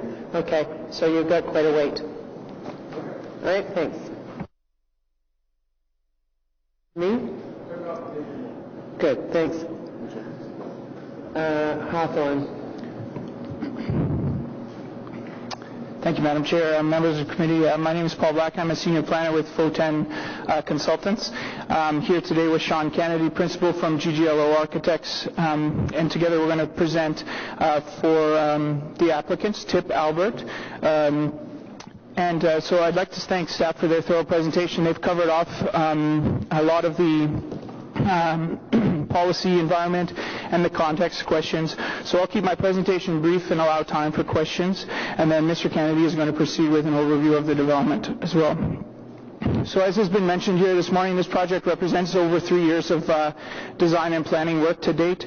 We've been able to work collaboratively with the local councillor, with the community, with planning staff, and with the UDRP. We've had four meetings with the UDRP to date, including 2 half-day workshops, and we look forward to continuing to work with UDRP as part of this site plan process. Through each of those meetings and through the public meetings that we've had, we've been able to refine the building into what is before you today. Excuse me. Always contemplated as part of the project was the relocation of city infrastructure, which has taken place presently and was part of the approval in October 2017 of the Brownfield grant for this project. The development itself has always worked within the previously approved gross floor area of 130,000 square meters that was previously obtained by Phoenix Developments. But this project, we feel, has gone well beyond the expectations of the previous proposal in terms of design excellence. Our original proposal was submitted officially in March 2016 and involved 3 55-story buildings with a single large podium extending across the entire site. It included also above-grade parking, as we've heard earlier today. Through working with staff and with the community and the UDRP, we've come to the plan today, which includes a 65, 56, and 27-story tower on a retail podium with connection to the LRT station and an animated street front along Albert Street wrapping onto City Center. I'd like to just take a couple of minutes to respond to some of the things we've heard here today with regards to height and Section 37 specifically. The mixed-use center designation, as we've heard from staff and zoning, is intended to accommodate some of the city's densest developments and tallest buildings, given their proximity to LRT stations, employment, and a sustainable mix of uses. The Tip Albert site is at the intersection of Confederation and Trillium lines, which is the only connection point between the city's 2 LRT lines, and will soon see thousands of people per day passing through the station. In our opinion, it would be an opportunity lost not to have some of the city's tallest buildings at this location, with a healthy and integrated mix of employment, retail, and residential uses as proposed.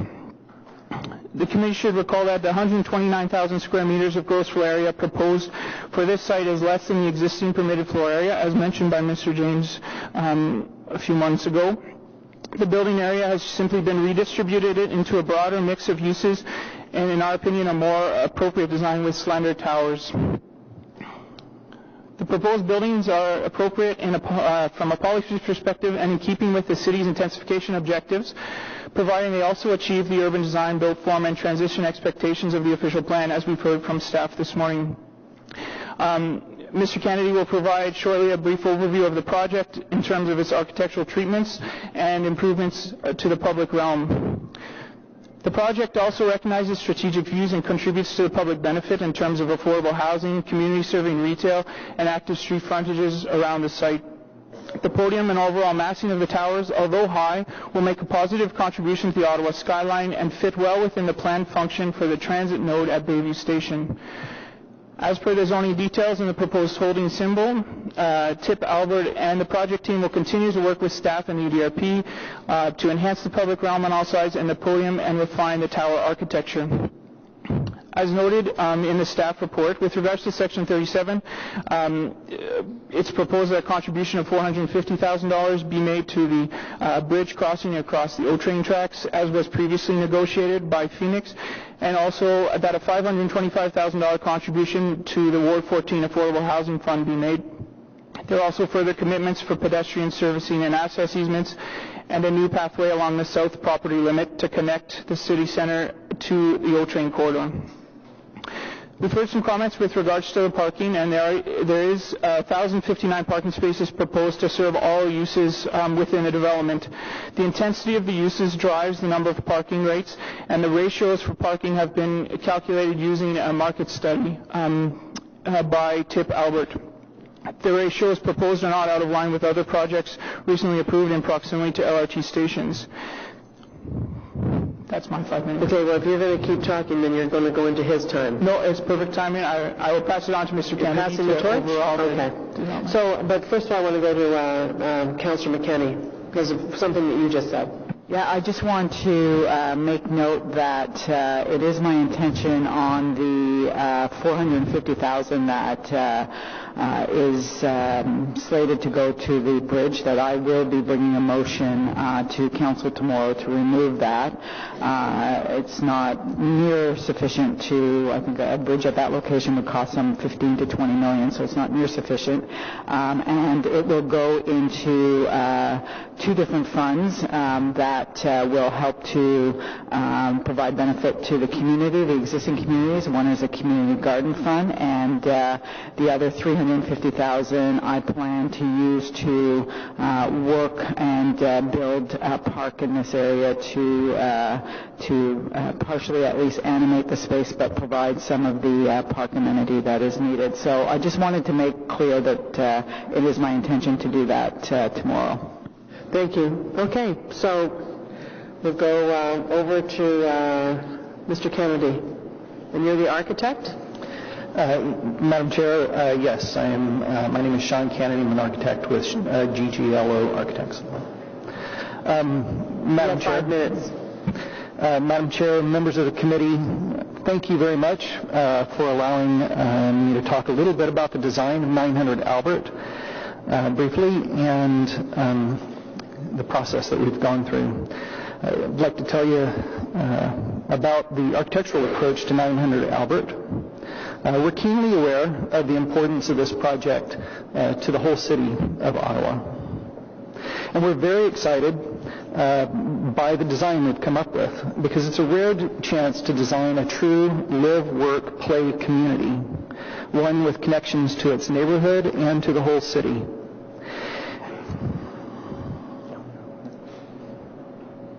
As you can see, the plan is organized by 3 towers of varying heights that step down in a spiral to a landscaped podium that does touch down lightly on the street edge. The site is compact and irregular in shape and organized around a central street that brings you into the site lined with shopping. Major public utilities run along both the west edge and the south edge of the property. As has been noted, services for buildings are a requirement of every building, and we've located access into the building services and loading dock on the lower portion of the slope of the site, allowing us to enclose all of those building services under the building. The project, as you can see here, will serve as an anchor for the future planned development at Le Breton Flats, Claridge. Here you can see one of the proposals for the city center adjacent property with the street down the middle aligning with the plaza at the end of the site plan. And this view, as staff showed before, the towers really end up completing the skyline as all of this development is filled in and built out. As I noted, the development really is a true mixed-use building. Live, work, play, shopping, socializing, with a number of amenities for occupants of the project scattered up and down the project, up and down the towers. A primary reason for this ability to do a mixed-use project here is your investment in transit. With the 2 LRT lines converging here, we have the chance to not only leverage that investment, but we've tried to embrace it as well and to celebrate the experience for workers, shoppers, residents, and neighbors who are accessing the project. So we're not just simply connecting over a bridge to the transit. We're creating a warm and vibrant kind of living room space into the project, notwithstanding the addition of a bridge to connect for those who don't want to come in. That transit connection leads into a common market space, into offices, into shopping, and through an active streetscape. The building facades are, in the public realm, are designed with open and transparent storefronts with a variety of entries that can be located all along these streets, with a great deal of porosity into and out of the streets. The Market Hall experience is one that's shaped with a number of open views to the public way, and the materials themselves are warm and tactile, inviting people to come up and touch. So as you can see from this diagram, people connecting in through transit are coming into this large mixed market hall space with additional retail spaces lining the streets. And here you can see a number of views of what that market hall shopping space looks like, with food and beverage and potential grocery and other kinds of shopping. That space extends to a park and plaza on the east point of the site. And that space, again, is designed with a lot of transparency and porosity that wraps around to the southern facade, with restaurant spaces and other kinds of uses that can spill out into the facade during great weather like today. Now, as has been noted, Well, sorry, but know now about it, because I've kept everybody to their 5 minutes. Who has questions of the applicant? Councillor Nussbaum? Councillor McKenney? Okay. Councillor Nussbaum. Thank you, Chair. Thank you for the presentation. Just with regard to the parking, I think the first speaker mentioned that the intention of the parking was to satisfy parking requirements within the development. So is it fair to say that there will be no public parking for other users besides those using the development per se? Is that a correct assessment of your work? That's the intention, yes. The parking ratios have been established based on market demands for the development. Yeah, great, thanks.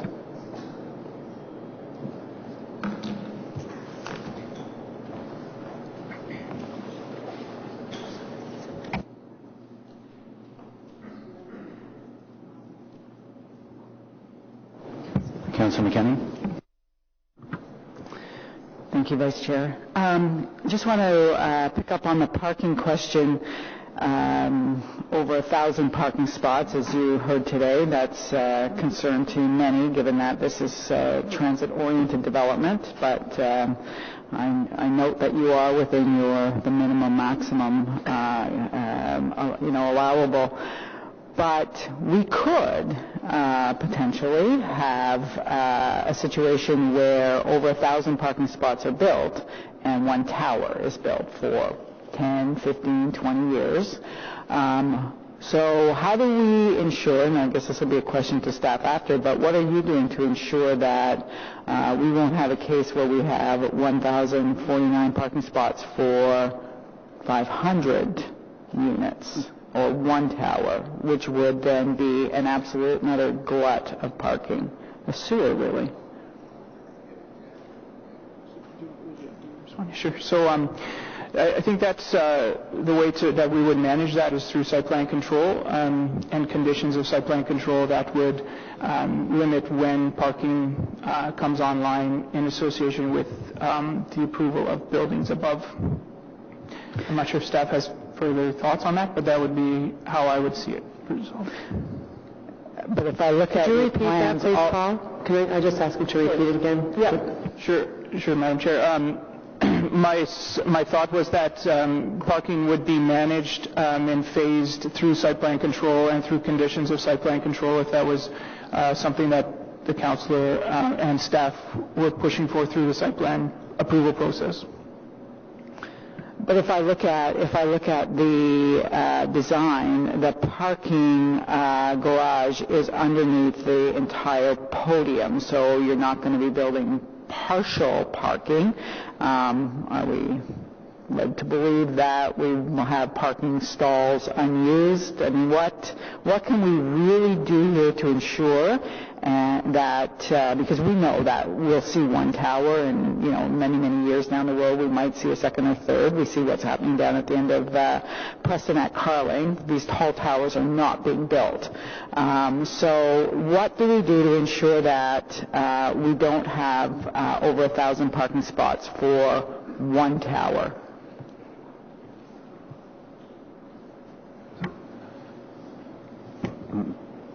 I don't know. One tower plus a podium, I'll be fair. Okay. Still one tower. Madam Chair, I don't know if that's a question to staff. I don't even know that there's an answer, because, really, we don't have any parking under the Heritage Building, but we got a lot of parking under here, and it's the large, you know what I'm saying? Yeah, I do know what you're saying, and I know it's I don't know what you're saying. We're asking, the proponent of that is asking for a lot of parking. Yeah, because I'm not understanding.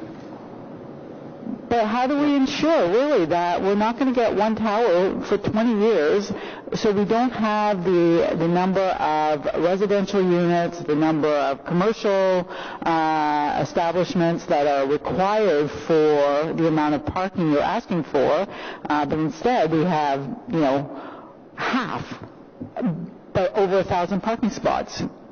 Which will exceed the maximum. Which will well exceed the maximum amount of parking.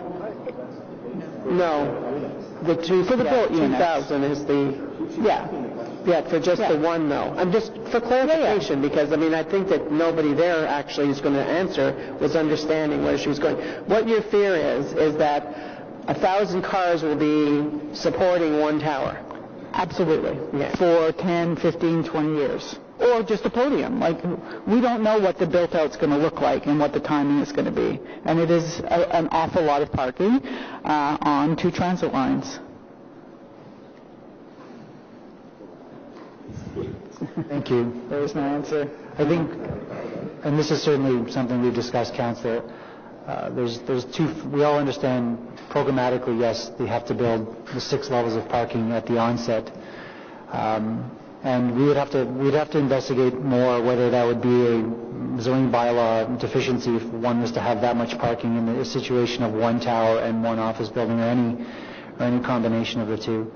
I think there's also the concern that you may have about those interim uses, and we picked up on those in your comments to staff, which we appreciate, is that you have a range of uses that includes parking lot that would potentially draw in other users from the site and allow them to park in proximity to transit station. And I can appreciate that concern.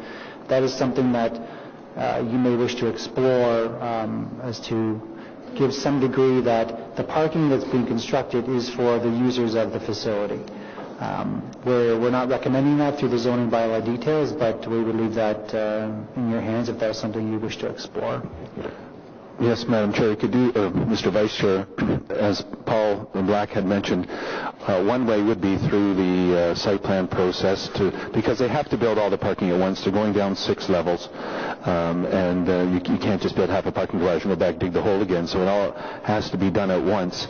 But you could, through the site plan control, put in some conditions, and we'll have to explore this, maybe about taking some securities or something about, although a parking garage would be a permitted use, that they would not rent them out to, say, commuters was something that we had discussed about, that they would be used specifically for the tenants of the building.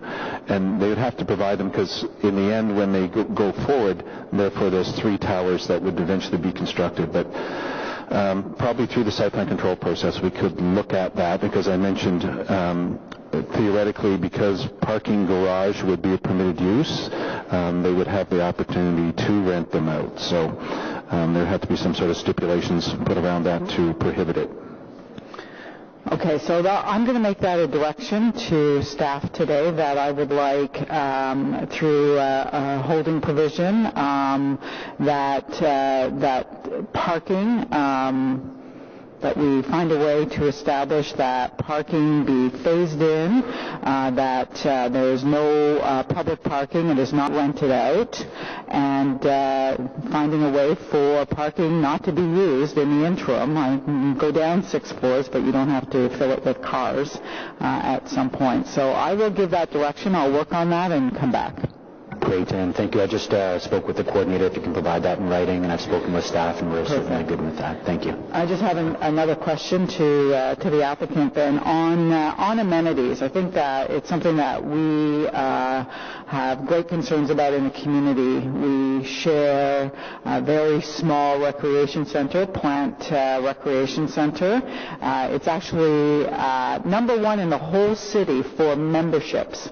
More people have memberships for Little Plant Pool than annual memberships than any other recreation center in the city. And a lot of people come into Plant, which is great, but it's almost impossible, near impossible, to get your kids in swimming lessons at Plant Pool. So I just wonder, in terms of the amenities, recreation centers, parks, indoor, I mean, it's not, I'm going to talk about development charges later and how we need to establish development charges and providing amenities, public amenities to the broader community. But in terms of amenities for families in your buildings, inside and outside, what are you contemplating for young families with strollers, with others with dogs? I would imagine that there'll be more dogs than people in these buildings, which is not a bad thing,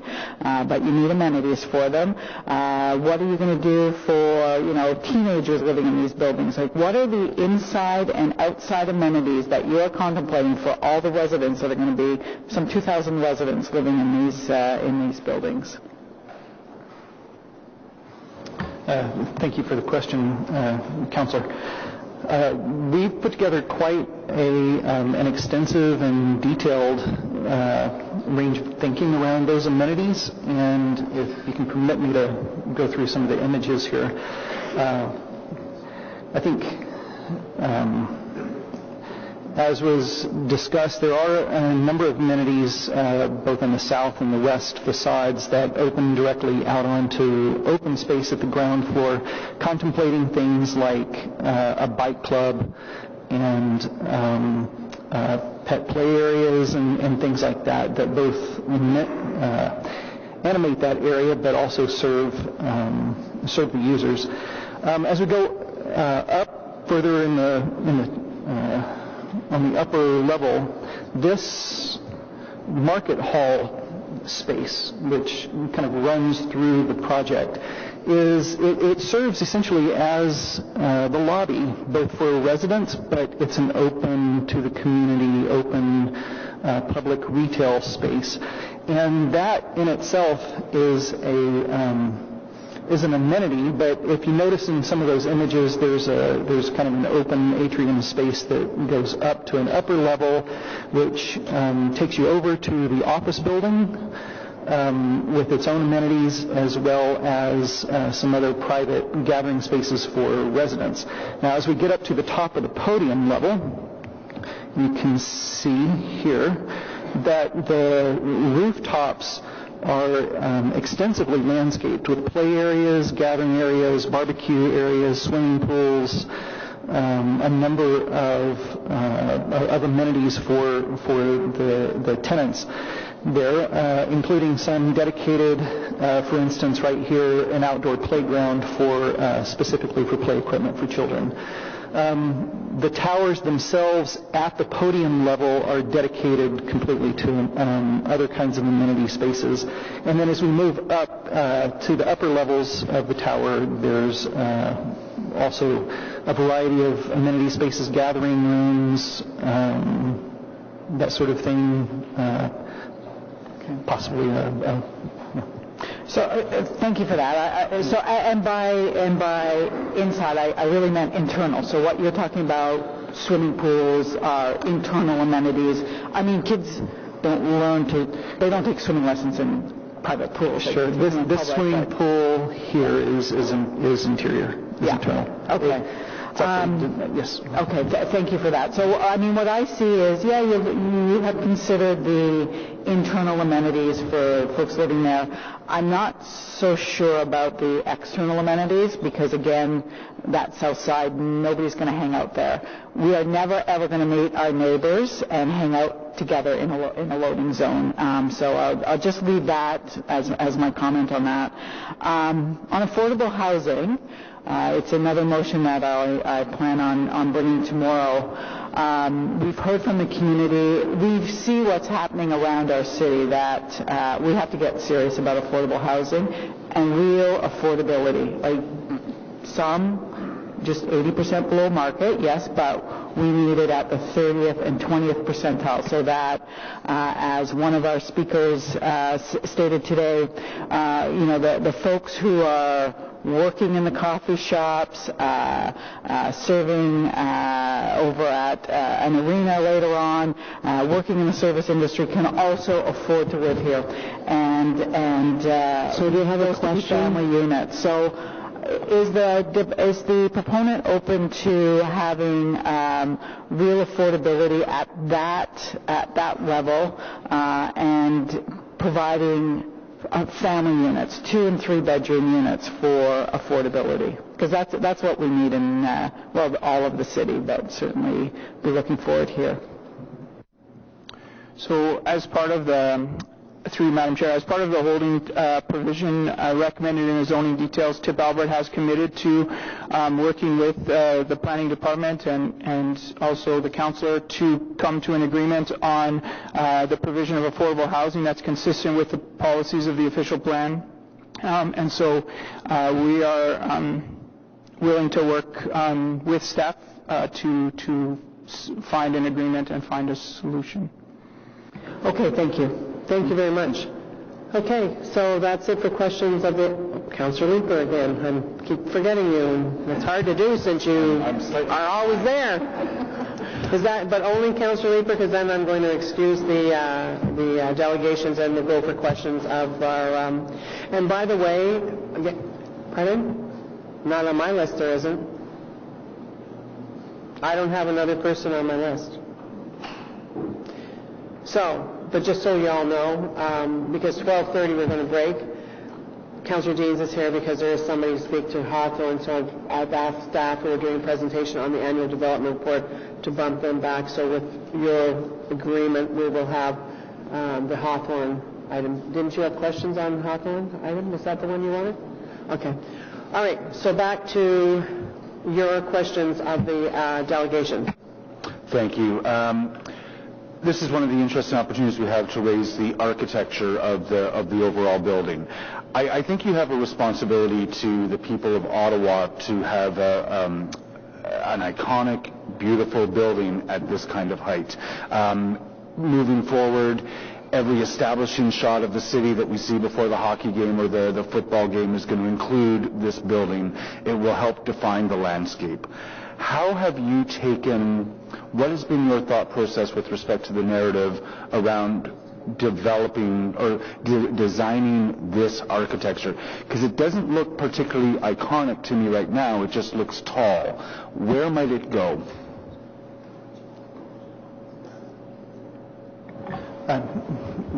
Councillor, it's an excellent question, and thank you for asking. Ottawa's prominence is obviously near and dear to everyone here in the city, but it's also a city on a global stage, and we're keenly aware of that fact. The architecture of the city, if you can indulge me just to make some observations real quick, is very much in the sort of broader context of North America is very much dominated by the national government buildings, and specifically Peace Tower at Parliament, which is very much an architecture of its time, but the key element to it is the slenderness and the height that it represents. We certainly did not want to try to compete with that. because it's such a rich architectural heritage. But we did want to be part of that language. And so every move that we've made in the tower portions of the buildings have been really driven around trying to emphasize that slenderness. And we started with a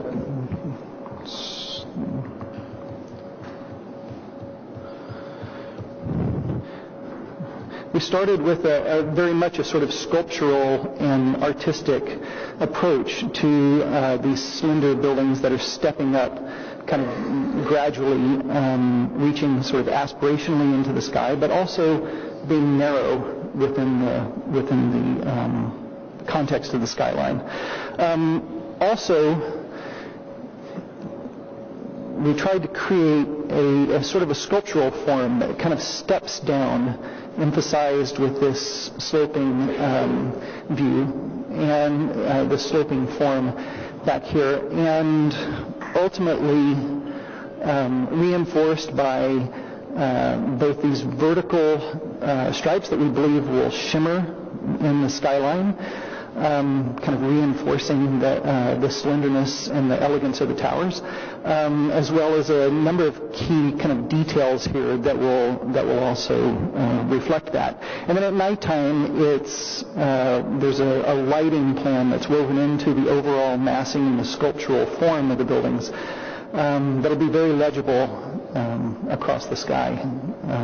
So, in summary, we really felt it was important to reinforce a concept that was driven by sort of an elegance and an urban sophistication, a simplicity, and something that would both reinforce that traditional reference to the architectural heritage, but wouldn't dominate that as well, but would complement it and reinforce it. And it ends up creating those sorts of bookends on the skyline. Now, having said that, we are in the process of working with the UDRP, and we look forward to that conversation evolving. And actually, maybe I'll ask staff afterwards, but I am looking forward to seeing some kind of an architectural discussion around this come back to us at some point, because it's a critical building. It is so much taller than anything else that we have in the city, and when the world is looking at Ottawa on their television screens, I'd like this to be distinguishable. Maybe a little bit more workaday consideration. There is significant flexibility being built into the amendment, where, and forgive me, I'm probably going to get this wrong, the 65-story tower is only permitted in Area A. The zoning or the amendment would allow in B and C a flipping of the 56 and the 27-story tower. I guess I've got a couple of questions around that. Why don't we know that at this point when it's being brought for approval? Why do we need that flexibility? And what is the different effect on the neighborhoods around if those do end up getting flipped? Thank you. The idea of allowing for that flexibility was a notion that came up from our last UDRP session, and there's a couple of design advantages that may be brought forward in part of that larger discussion in flipping the towers on the south edge. You're correct. On the northwest corner, the tallest building will stay there. Now, programmatically, you have an office tower and a residential tower.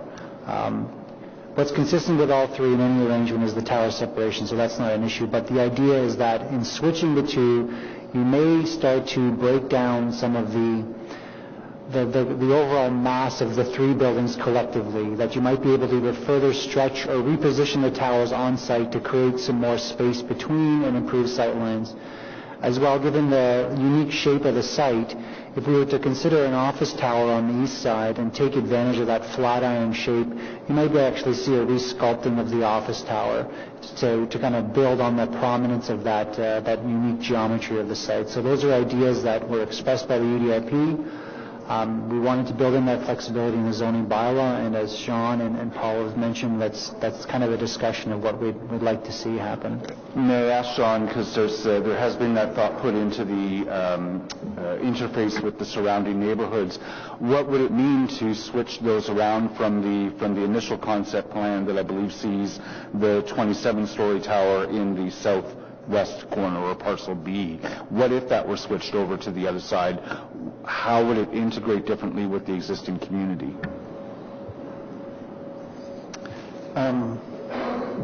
Councillor, let me just pull up another image here. Let me go back to what I said earlier.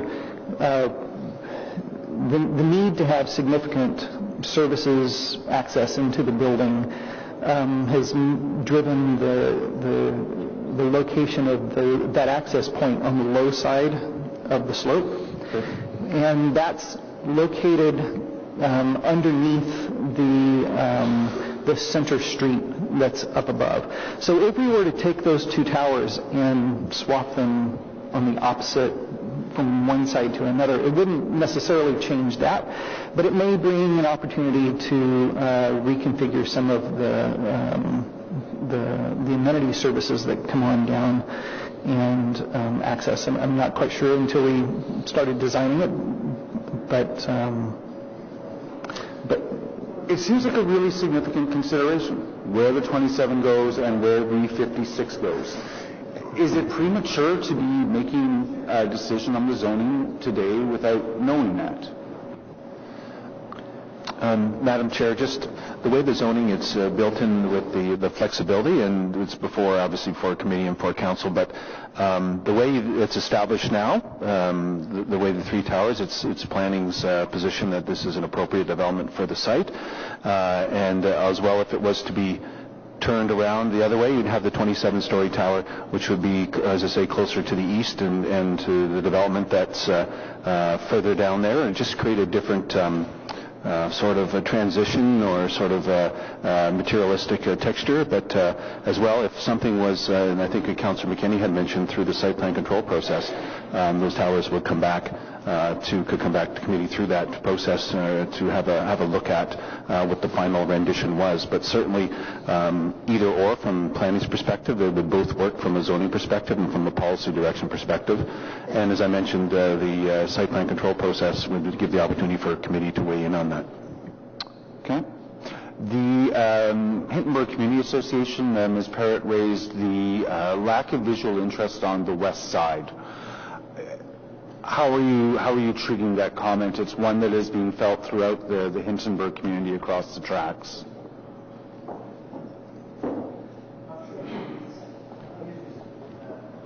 You're able to see, but this one on the opposite side here is a closer view. And as you can see in to the north side of the transit connection bridge there as it approaches Albert in this area. This is all visually glazed, so there's a lot of access to be able to see into the restaurants, areas that are occupying this corner and this space along here, as well as down on this level where there's additional retail space. In this image where you see the stripes along here, there are windows and glazing into that space so that the retail users, I know in this image that looks opaque, but actually there's quite a bit of glazing that's integrated into that facade.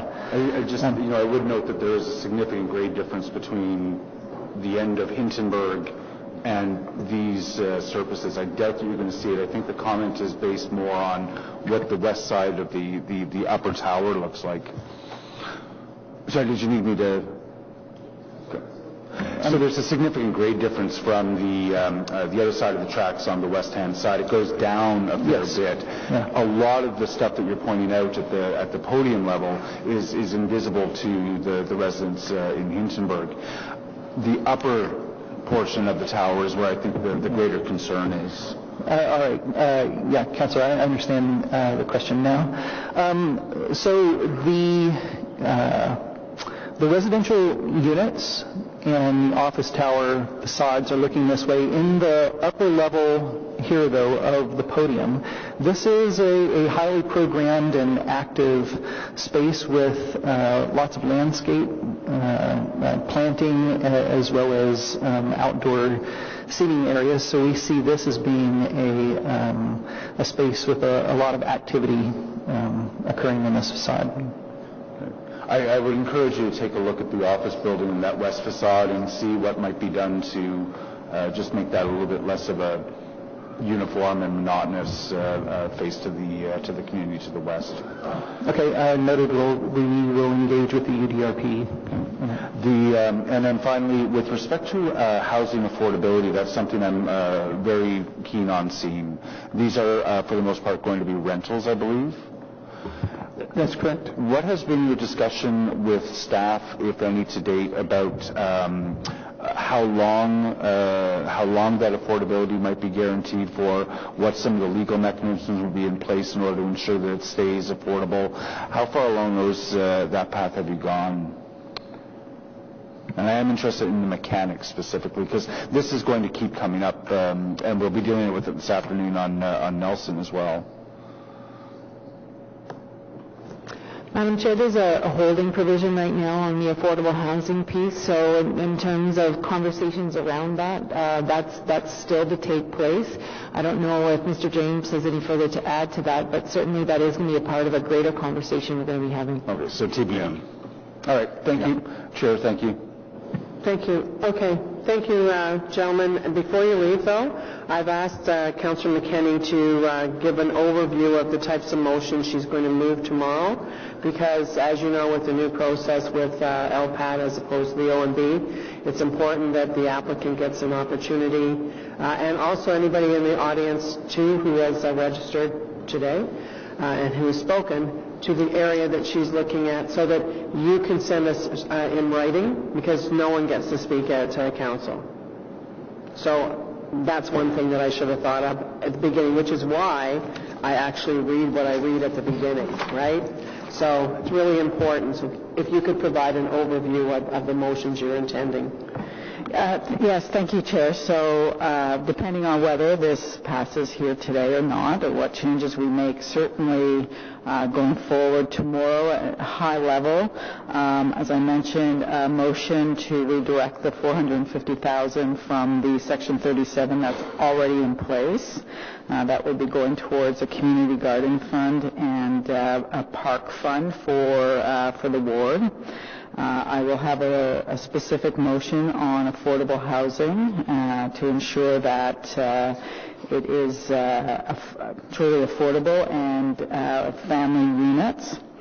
I will want a motion, and I haven't decided yet, motion of direction dealing very specifically with the south side loading zone. I think that as long as that loading zone is in place, we will never have an animated south side, and we will make the very same mistake as somebody mentioned earlier that we did at Holland Cross. I will have a motion to remove the surface parking on the southeast side, and my directions will be at the new intersections that the level of service for pedestrians and cyclists are top level of service.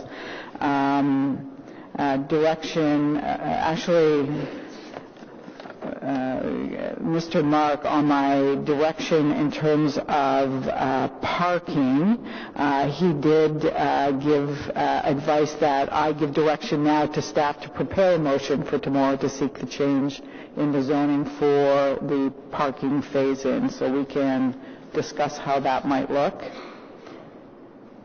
And last direction I'll be giving tomorrow will be with respect to the Tall Tower Subcommittee, after it's been to UDRP and the Tall Tower Subcommittee, that it actually come back to committee and council, so that at the very least, if we ensure that whatever is built here is architecturally significant, and that we don't just allow a building that has no significance to it in terms of the architecture. So those, in kind of a broad sense, are the motions and directions that I expect to bring back tomorrow, or whenever we hear this. Yeah, so that pedestrians, cyclists, level service array. Okay? Good. Yeah, do you have any questions for clarification before you leave? Well, am I able to respond to any of those motions? Or? No, you're going to respond in writing. Okay. Okay? Thanks. Good? Oh, sorry, and there was one more. Sorry, I did. Yes. I am going to have a motion on the number of bicycle parking spots. I wanted to equal the number of parking spots. Pardon me, say that one again. The number. How many are there right now in the plan? How many are there in the plan? There are 800, 740 underground, 60 on the surface, so 800 bicycle parking in total. Okay, and what is it you're looking for? Well, I'd like them to at least equal the number of vehicle parking spots that we have. Yeah. Maybe on the south side. There you go. Mission accomplished. Anyway, at the bottom of the stairs. It's like Philadelphia. All right. Thank you. Okay? So you have your work cut out for you before tomorrow. And now, questions of staff. And does anybody have questions of staff? Councillor Cloutier?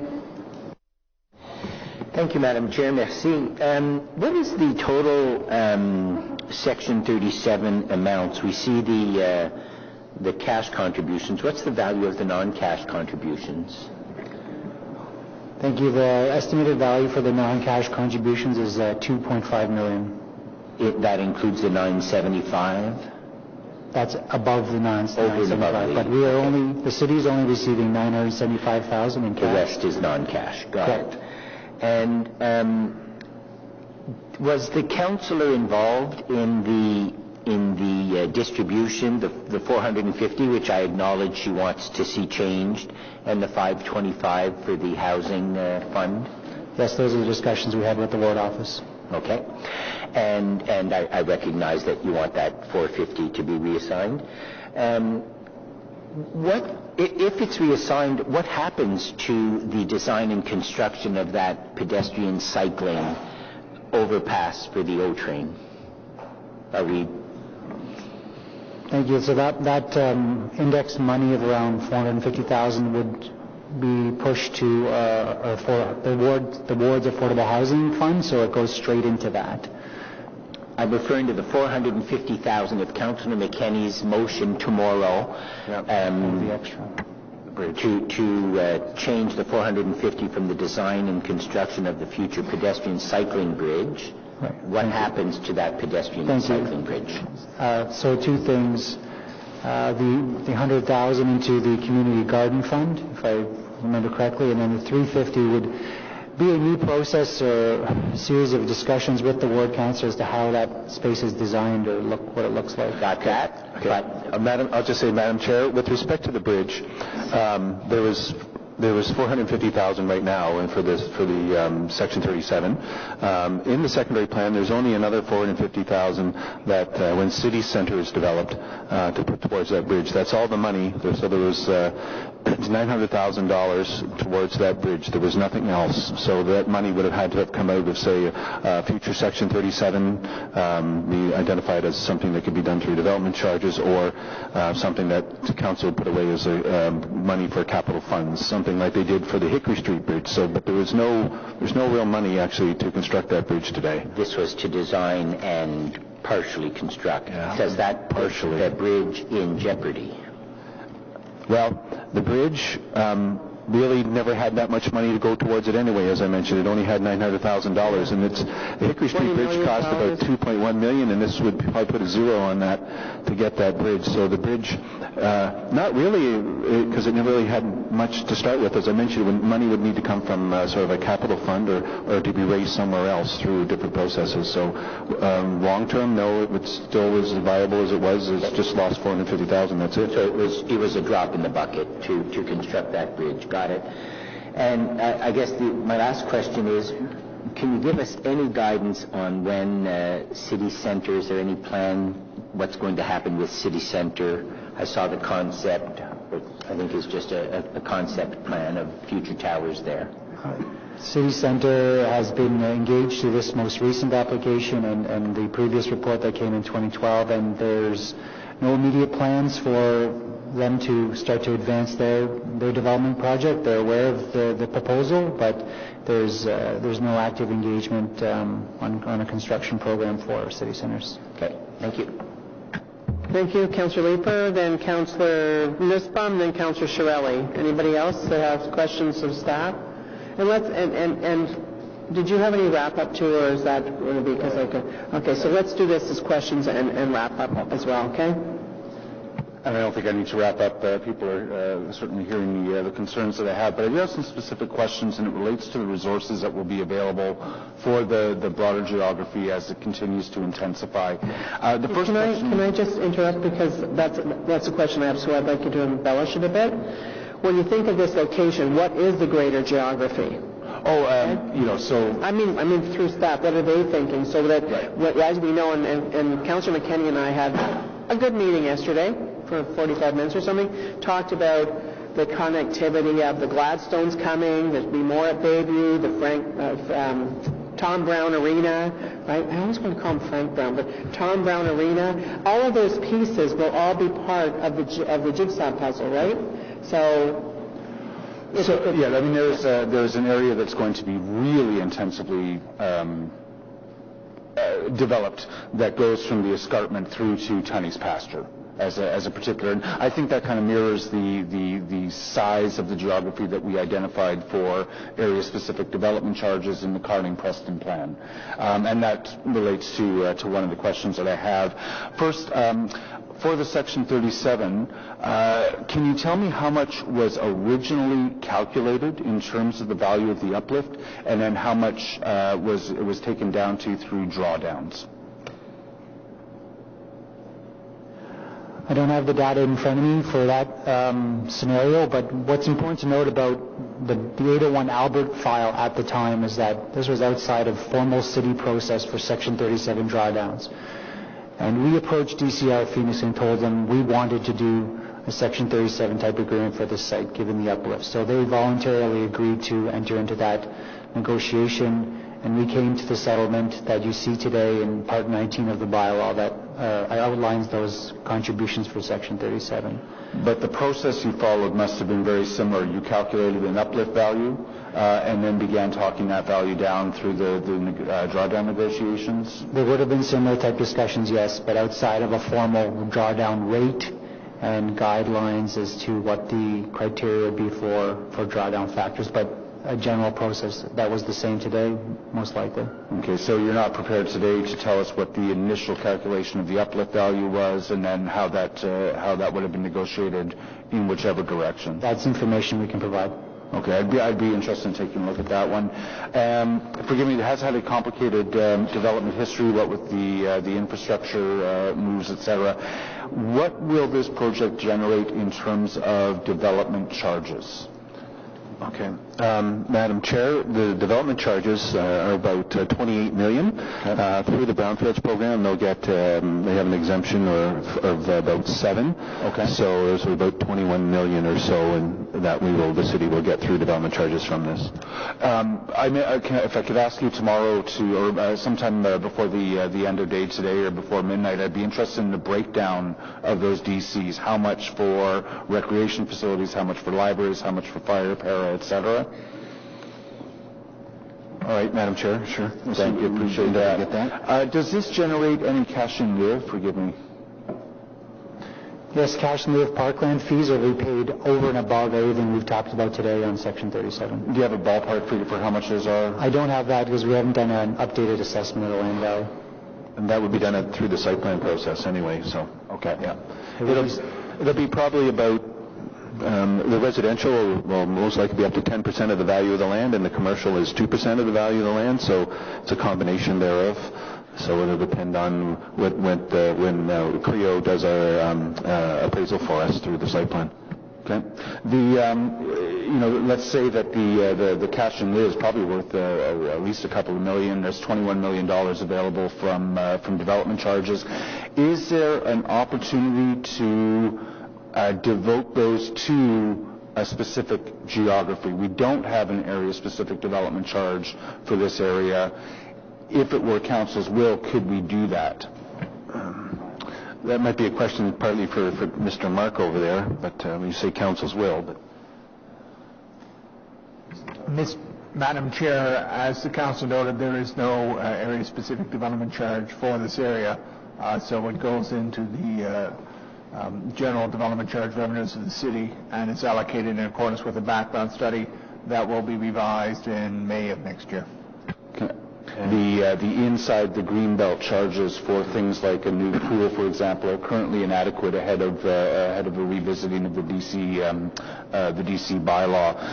Maybe I'll chat with the senior staff and with the councillor to see what might be possible on that front, because plant pool keeps coming up, and one of my biggest problems, and I fully agree with Councillor McKenney, is you don't learn how to swim, you don't have seniors classes in the private pool. The private pool is generally a private amenity space.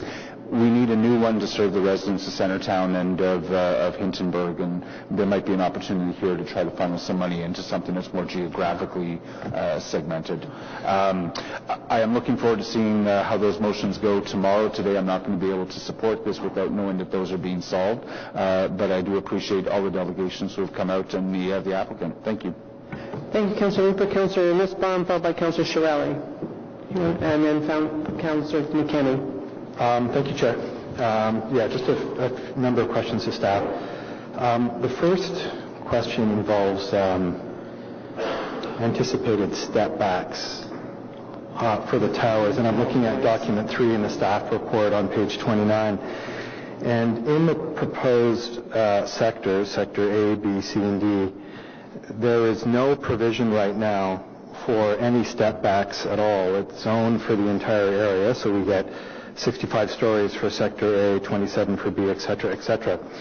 Yet the community design plan, CDP, is very clear, and our own high-rise guidelines that we just passed at Council a month ago are very clear on the importance of step backs at certain heights. And so for example, in this case, we have in the CDP that for buildings taller than 12 stories, a minimum step back of 6 meters should occur after the 6th story. A minimum setback of 6 meters should occur after 6 stories. And then if you look at another spot in the CDP, we have very important reference to the fact that the CDP's design policies take precedence over these guidelines in the case of any inconsistencies due to the CDP's grounding in the specific local context. So I think that's very important, and having heard how extensive the CDP work was, my question to staff is, why aren't the step backs noted in the proposed zoning schedule?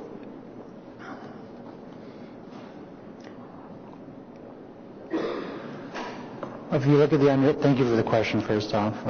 The underlying zoning is a mixed MC zone, and it had very permissive performance standards and often zero requirements for setbacks. But I think in the larger scale in the design of this, there was direction and response taken from the Baby Station District Secondary Plan that talked about having appropriate building transition and creating that strong pedestrian scaled or human scaled podium along the Albert Street frontage, and particularly along the east.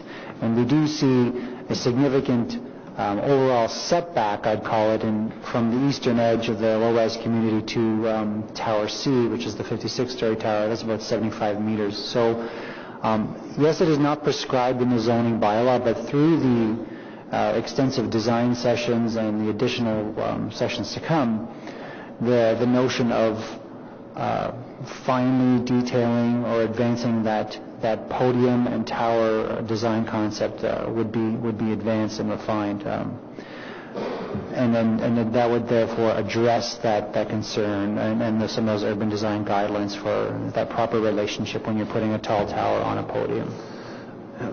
Mr. Vice Chair, we understand the need for what step backs do and what they do create with respect to design.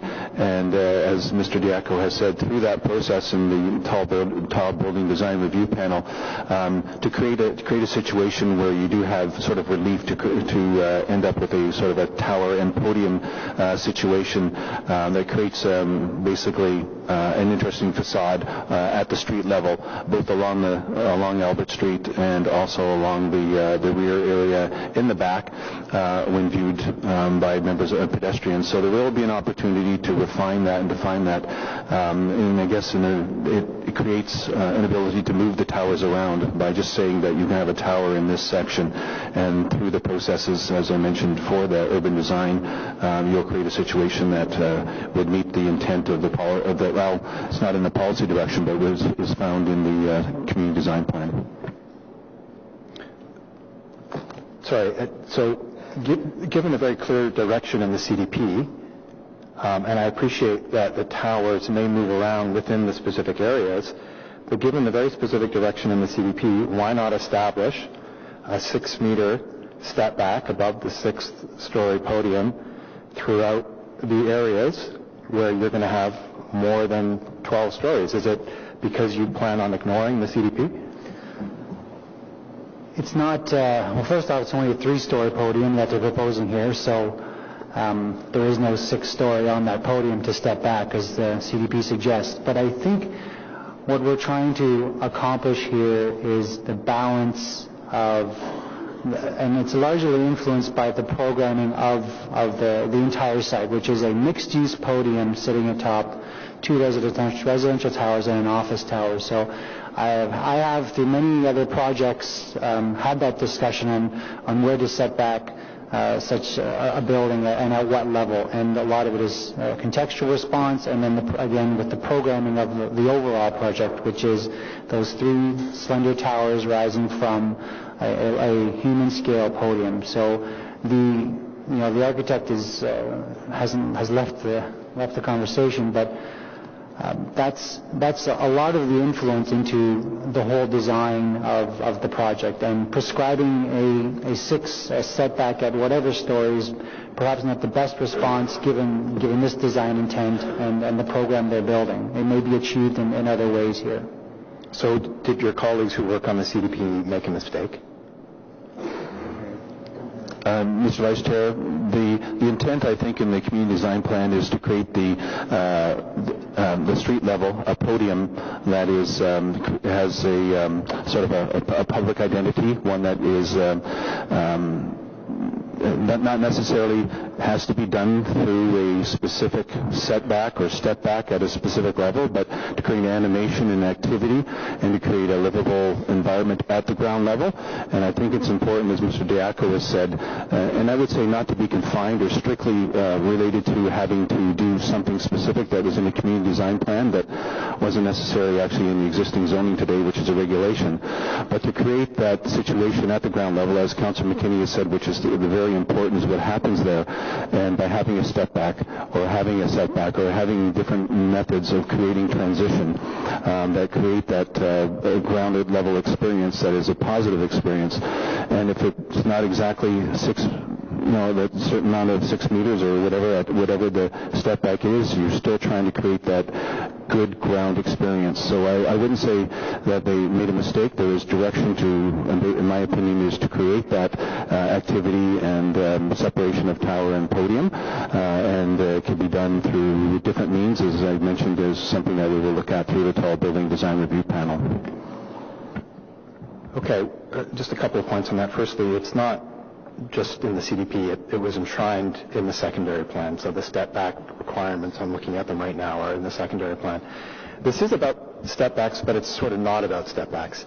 It's about the casualness with which I interpret the staff are treating the CDP and the secondary plan. And I guess, at the heart of this, what I'm troubled with is we asked a whole bunch of community members and a whole bunch of other people, planners and interested people. We formed a public advisory group.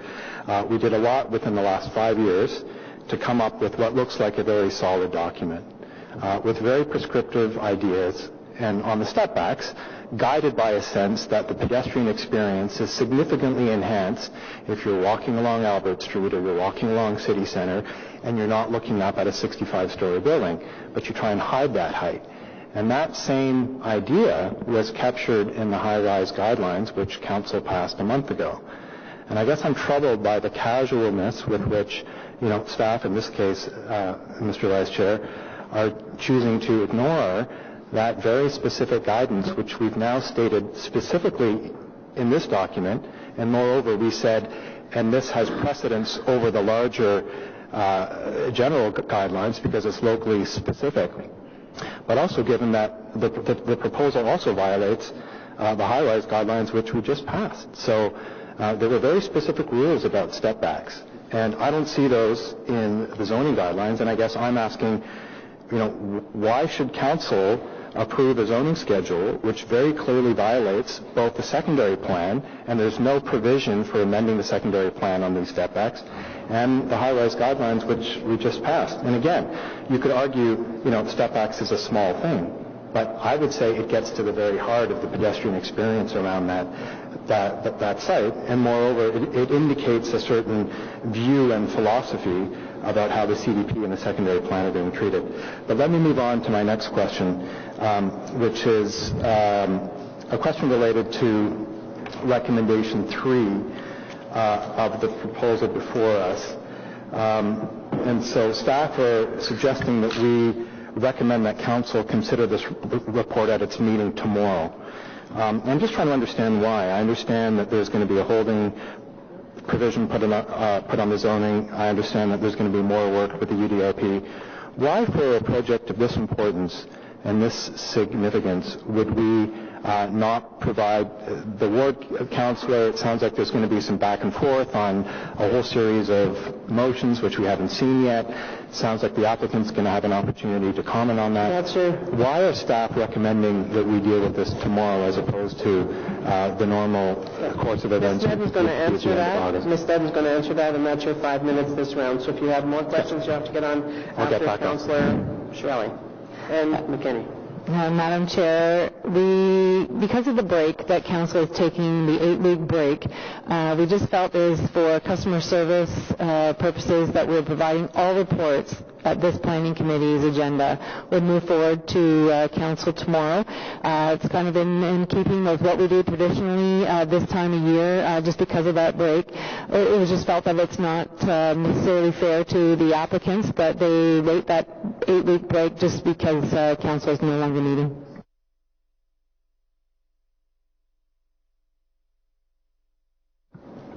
So I'll just let everybody know that I promised Councillor Deans, Councillor Nussbaum, I promised Councillor Deans that before we break for lunch, so we won't be breaking for lunch until after we deal with Hawthorne, okay? And then we'll come back for a lot of other stuff. So anybody who is here for anything from items 2 to 8, I think, if you're here at all, then feel free to go and have some lunch. Councillor Shirelli, questions and wrap up. Okay, thank you, Madam Chair. Well, I was actually going to deal with the recommendation number 3 issue as well, because I can't think of a weaker reason to deny the public the opportunity to comment in the intermittent period between committee and council than just the fact that we have a break, and therefore it would seem unfair to the developer. The principle that we established for decades in this region was that there is always a break between when committee deals with a major item and when it gets dealt with by council.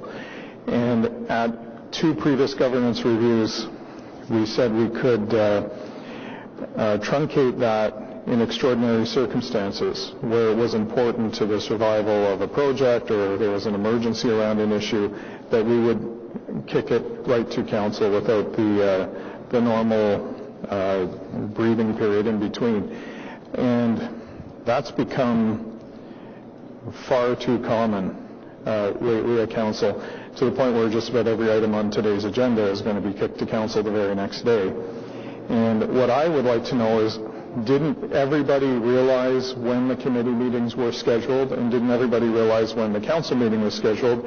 And when you have an item of this importance, why would you not ensure it gets to committee 2 weeks earlier, or some other configuration so that there isn't only a 20-hour breathing period between the initial approval and the council approval?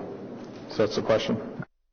Okay, so it's no different than what we do every July meeting. So, and I will share this with you because I actually asked for it as far as all the meetings and everything and the community participation,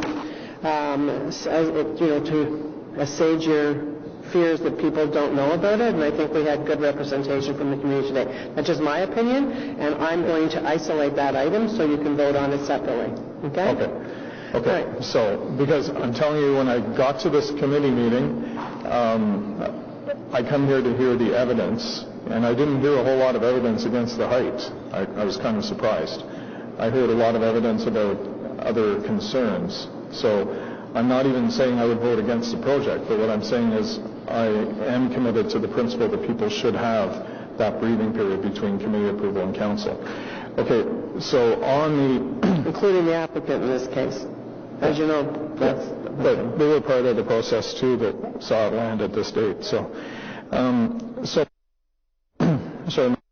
deals with site plan issues, and specifically the loading zones, snow storage, etc. How much of those issues also fall in the hands of the ward council? Thank you. Those are all traditional elements that we'd be looking at in detail through the site plan control review, and the ward council will see a copy of the plans to be approved and the conditions. That site plan, yes. Yeah. So through that process, we would be again engaging with the ward office and building on some of the directions of staff that Councillor McKenney has already suggested today. I didn't shut you off. Councillor McKenney is my witness.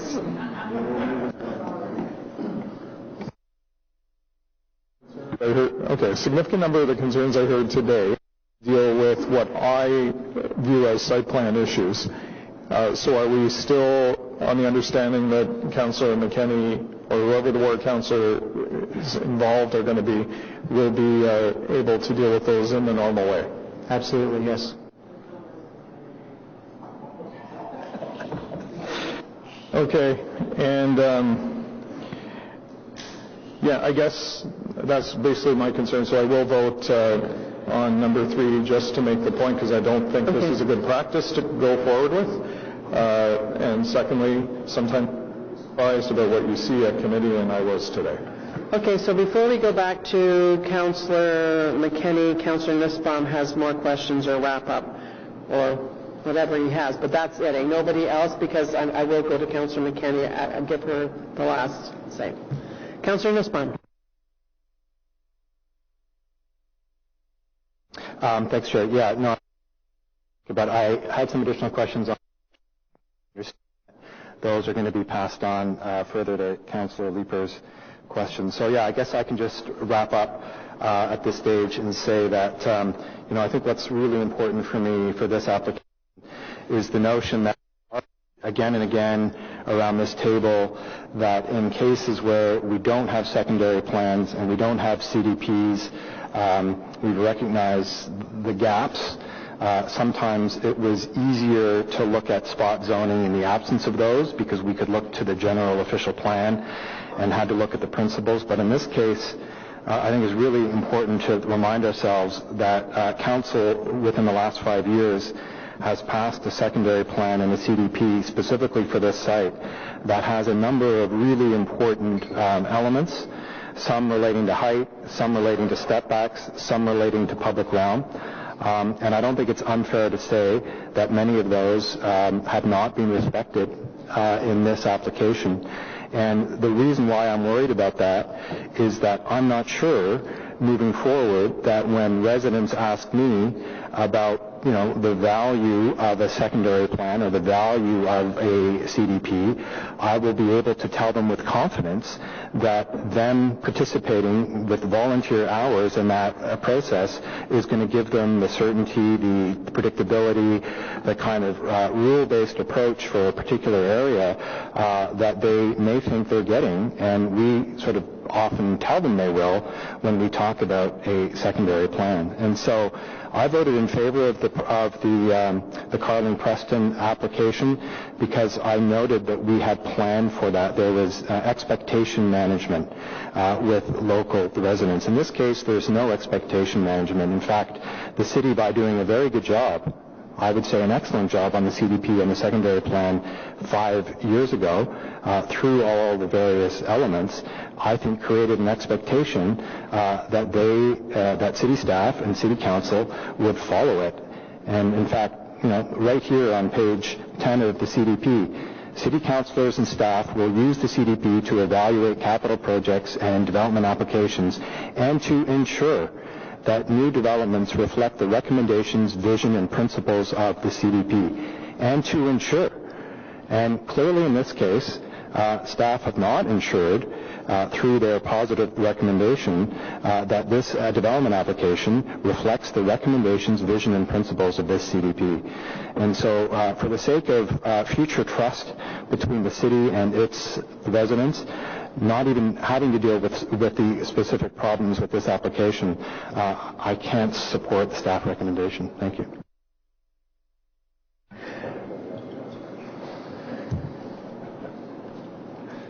Okay, Councillor McKinney for wrap up. Thank you. Just on clarity first on the site plan control. When this comes back to site plan and we start lifting the holding provisions, you had responded to Councillor Chiarelli that the ward councillor would have an opportunity then to lift delegated authority. And so can you just tell us exactly what that means? So if the councillor lifts delegated authority, let's say the councillor decides that the loading zone is still there and it just will not work. It will not provide what the secondary plan calls for, and that combined with height, whatever, will not work. What is then the process for moving through that to ensure a better application? Sure, Madam Chair. There's really three things, I suppose. There's two holdings. One is for the tall buildings, and the other one is for affordable housing. And site plan, of course, you can move delegated authority. So you can remove delegated authority because all three of those are done at the staff level. So by requesting that it come to committee, it would come back here to be discussed, again in an open forum, a public forum, to debate what has been determined and what has been decided, to debate the merits of it. So just through, I guess it's a formal thing as a request to staff to do that. But there's the opportunity once that happens and staff would write a report or reports, whatever the case may be, to come back to committee with a recommendation just as we do now, and it will be debated at that time. And so, Councillor, for example, say that you go through the process of the site plan, which you're absolutely already thinking about, and you decide, okay, I like what I see. Then you can release your delegated authority, and it doesn't come back here. However, lifting delegated authority doesn't give you the right to tie it up till whenever. Ms. Nedden, for example, has the delegated authority to take away that lifting and have it come back, since you asked the question. I don't know that everybody knows that. But with lifting delegated authority, if in fact we weren't satisfied with what comes back, it would come back. When it comes to committee, yeah. Yep. Okay. So just quickly wrap up because there will be a lot more discussion tomorrow on this, and just want to state again, as I have, as members of the community have, on height. And I've said it before many times, height is neither good nor bad. What's the difference really between 45 stories and 65? It depends on what happens on the ground. And, what's happening here on the ground is not good. We've got 4 sides, and none of them are as animated as they need to be to make this a truly urban, active, animated, vibrant part of the downtown, or any community really. So we go back to the CDP and the secondary plan, and it did not call for 65 stories. It did not call for 45 stories, and it didn't call for 30 plus. And of course, council is supreme, and you can bring any recommendation recommending 30 plus or above the CDP, or what the secondary plan calls for. But the fact is, it was very clear in the secondary plan that 30 stories was the limit.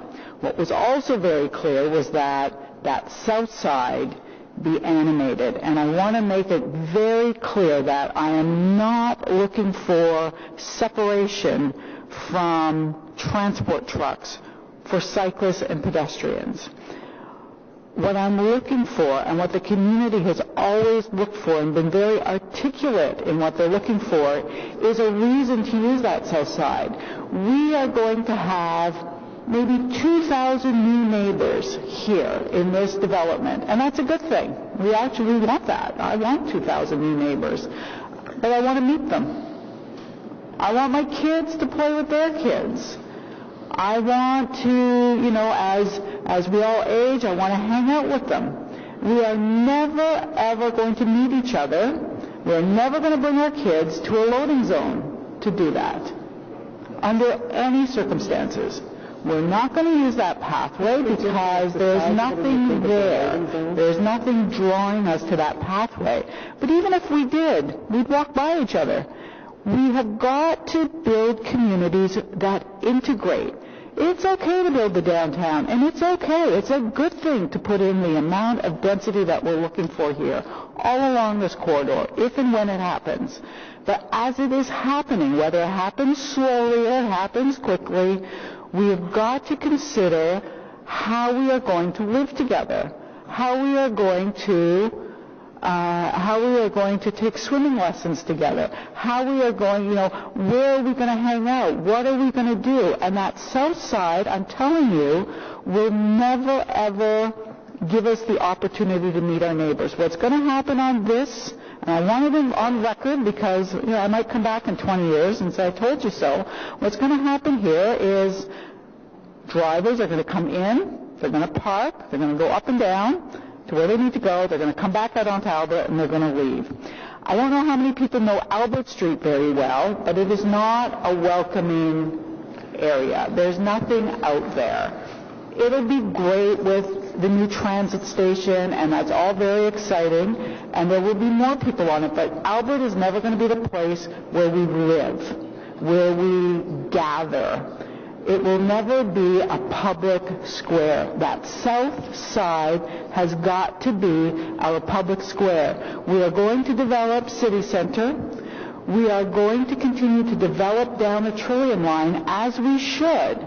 But we have got to make sure that it is public space and integrated. And on top of that, we need affordability. We need everyone to live here. We have got issues in this city because we are... You're way past your 5 minutes. I know, and I'm very close to I know you're going to say this tomorrow and probably even a lot more.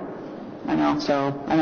But we don't get to vote today, I just said. We cannot continue to segregate people in this city. We cannot continue to have poor neighborhoods in this city. We know that. That's what we're doing on Gladstone lands. It is the reason we've got issues in this city with violence and gun violence. We have got to have people living together. People of very low income have got to live with people of need. I'm going to finish tomorrow. Thank you, Councillor. I'll finish tomorrow. I know you will. I know you will. And again, just a little reminder, you don't get to vote today, so save it for tomorrow.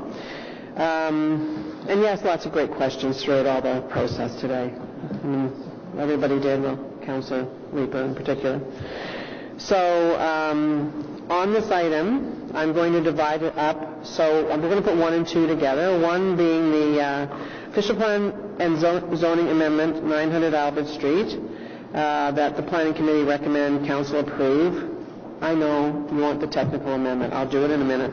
An amendment to the zoning for 900 Albert to permit an increase in height and mixed use, and implementing the zoning bylaw amendment not proceed to City Council until the agreement under Section 37 of the Planning Act is executed by the applicant. That's big.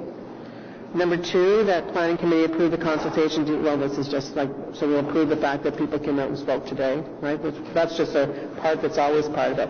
So, but first of all, we have the technical amendment from Vice Chair Tierney that he already has introduced. Okay, so on the technical amendment, Carrie.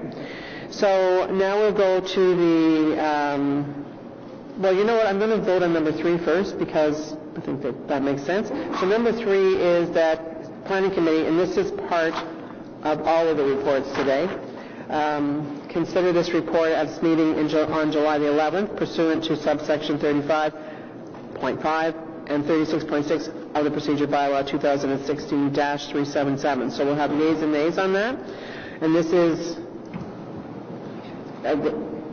that Councillor Chiarelli does not want it to go, that he spoke, he does not want it to go to Council tomorrow.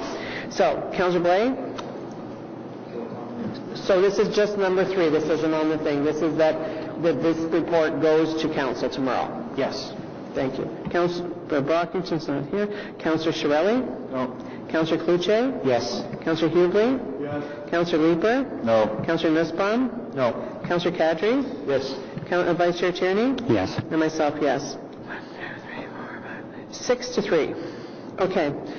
And then on items 1 and 2,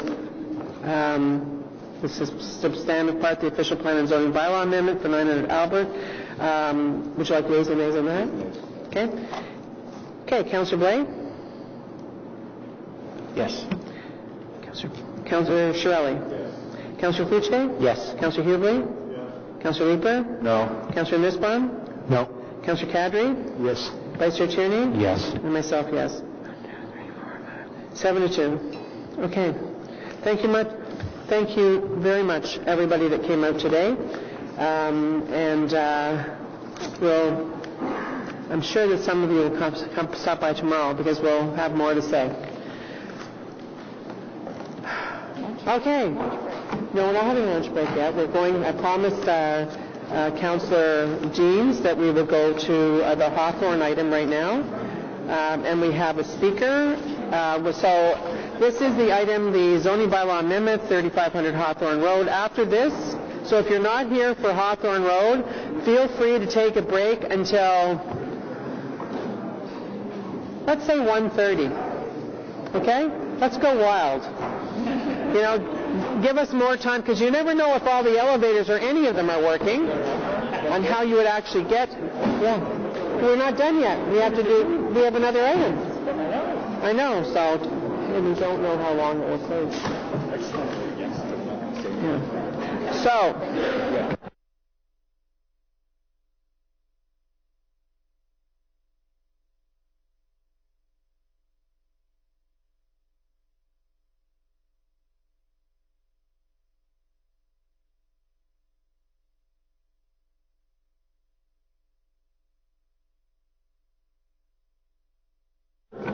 Okay.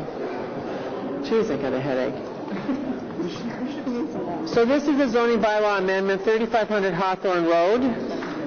I'm going to ask Jared Cook, please come up and take the seat where everybody's been sitting. Can I ask everybody else to please go out in the hallway and have your conversation? And Nancy, you're going to want to speak too, so you be ready to come up right after that. And then Councillor Deans is here. Thank you for coming, Councillor Deans. Okay, so this is zoning bylaw amendment.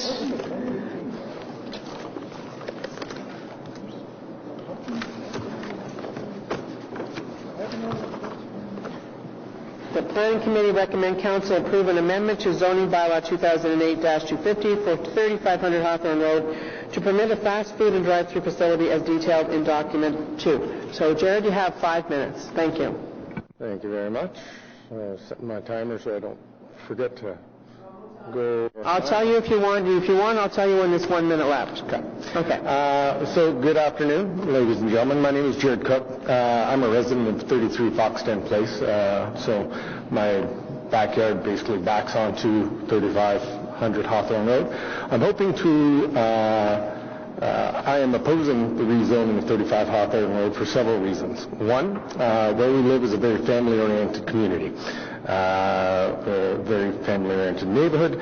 Quality of living will be negatively affected from this due to the noise, light, and olfactory pollution having a fast food franchise drive-through in our backyard.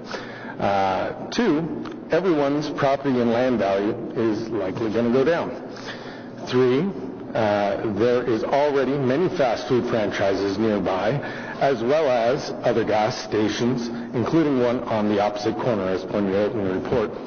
And four, there are also concerns of increased accidents in the area at this already very busy intersection of Hawthorne and Hunt Club on-ramp to the Queensway. Continuing. I'm hoping to effect change here today. I was initially deterred from attending this meeting because I was told that once this reached the rezoning committee, that it was likely a done deal.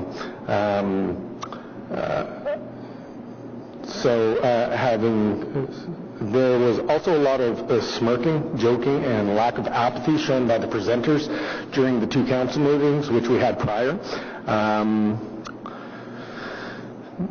By preventing the rezoning of this drive-through, you will address most of the concerns that the neighborhood had during these meetings.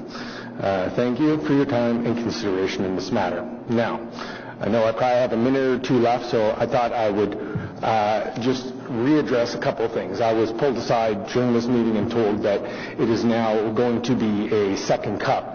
Like that's going to make a big deal of the number of cars idling in the driveway beyond the yard of our children playing back there.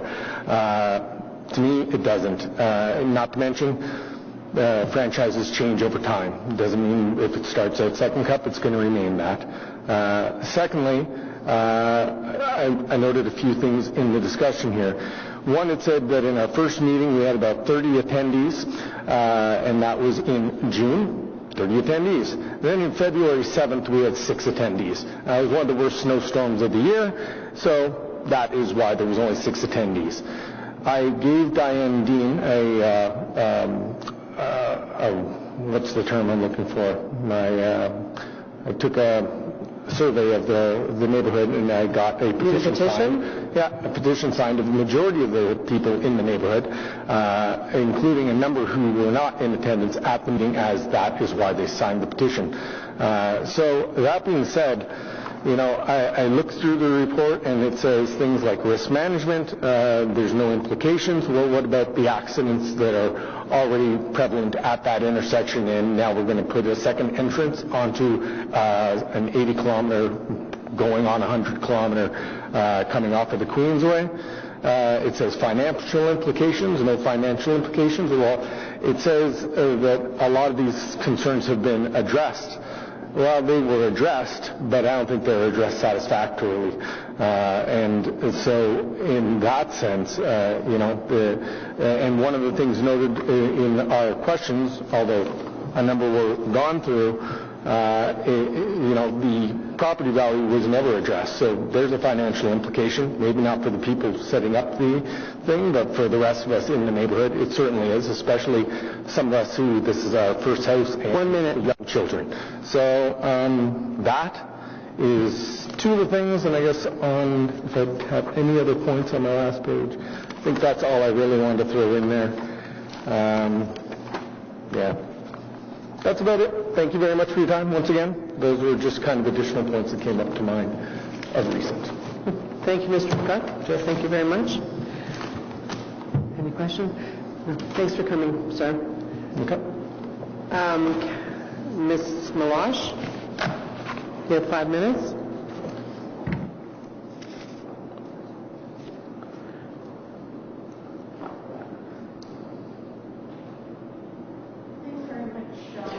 Madam Chair, Mr. members Cook, of you the can go committee. back to take your seat, please. My name is Nancy Meloche. I'm a planner with Stantec, and I have with me Sahil Bihal, who is the owner of the property at 3500 Hawthorne Road. I think just to set the stage in terms of the current zoning for the property, the zoning on this property, which and you can see on the plan, is situated at the northwest corner of Hawthorne Road and Hunt Club. So it's a very busy intersection, and the current zoning permits a gas bar on this site as well as a car wash. So that can be done as of right. When Mr. Bihal acquired the property, his desire has been not to do the car wash, but instead to provide for a small fast food component as well as a drive-through. And that's what led us to the zoning amendment application, was the permission for fast food and drive-through. Convenience is also an as of right permission up to 120 square meters. So I just want to make that clear, that this is a site that already has pre-existing zoning, and it, in my opinion as a planner, is quite appropriate given the amount of traffic and volume that comes back and forth across Hunt Club. The 417 ramps are just to the east, heading to Montreal. So our concern in dealing with the community in this area was primarily those residents on Fox Den who abut the fence line that is adjacent to this property. So there's some 12 to 14 homes that would abut the fence line. So before we even went to a first public meeting, and I have to say we've had a very fulsome consultation process here, Mr. Bihal and I actually went out door to door, met with those residents because the impact's so immediate to them, and we talked to them about the issues before the first public meeting. And as Mr. Cook mentioned, there were about 30 people at the first meeting. We had a good discussion of the issues, and then at the second meeting, we had, in the winter, we had about six residents that were out, and again, we had a good discussion. Mr. Bihal and I actually went out just again in the last month and met with residents door to door. So I think we've really come to terms, in my opinion, with the issues, and those issues are contained in the planning staff report, I think, quite well, and I'll just very quickly highlight them. That in addressing concerns in the final plan, that the 2-lane drive aisle has been reduced to 1 lane, so we tightened up that access through the drive-through, reducing the amount of noise and any coming from vehicles. The width of the landscape buffer was increased. We've got about 6 meters of landscape buffer along the rear of this property, abutting the residences to the west. Garbage containers, we dealt with that. They've been placed up closer to the road, well away from the residential area. Pedestrian access has been improved. And there was a noise study that was conducted as part of this application for site plan and zoning, and the noise consultants were satisfied that the existing fence, which is about 10 feet high, running along the perimeter of the property, would be sufficient to deal with the uses that are proposed. So I believe that those are really my comments, in my opinion, and I think planning staff agree with that. I know they agree with it. This is quite an appropriate use for this property, and I think those are my comments. Thank you. Thank you. Does anyone have any questions for Ms. Meloche? Thank you. Okay. Question with staff? So no questions for you. Thank you. And then we'll go to you, absolutely. questions and wrap up, because I think you're the only one asking any questions. Just a very quick question. And then we'll go to Councillor Deans. I just would like to hear in staff's words what the rationale for not having drive-throughs in the general urban area is. So why did council in its wisdom make a decision within the zoning bylaw not to permit this use, and why in this case is there a rationale to do something different? Nancy, go take your seats. Thank you. And can you repeat what your question, please, because I honestly didn't hear it. No, I'm asking staff to just explain why in the zoning, the general urban zoning, drive-through is not a permitted use. I just want to hear the rationale, and then why in this case there are grounds to do something different. Madam Chair, so in this particular site, drive-through was not permitted. I don't have the history on why this particular site, but it is permitted in the general mixed-use area in general, drive-throughs, and why it was it's supported by staff in order to permit the drive-through here is a number of reasons, and I think the staff report goes through it, and Nancy described it as well, is the site design. When we look at drive-throughs, we look at the appropriateness in terms of setback and distance to residential. We want to make sure that the sound wall and speaker is going to work in terms of the speaker box locations and noise. And overall, in terms of the high order of the streets next to arterial roads, we recognize that this type of site is appropriate for that land use. So that's the reason why staff would support the addition of the drive-through. Thank you. Now over to Councillor Deans. Well, thank you, Madam Chair. And as you can probably appreciate, I mean, this is a residential neighborhood, but it's abutting quite busy arterial roads.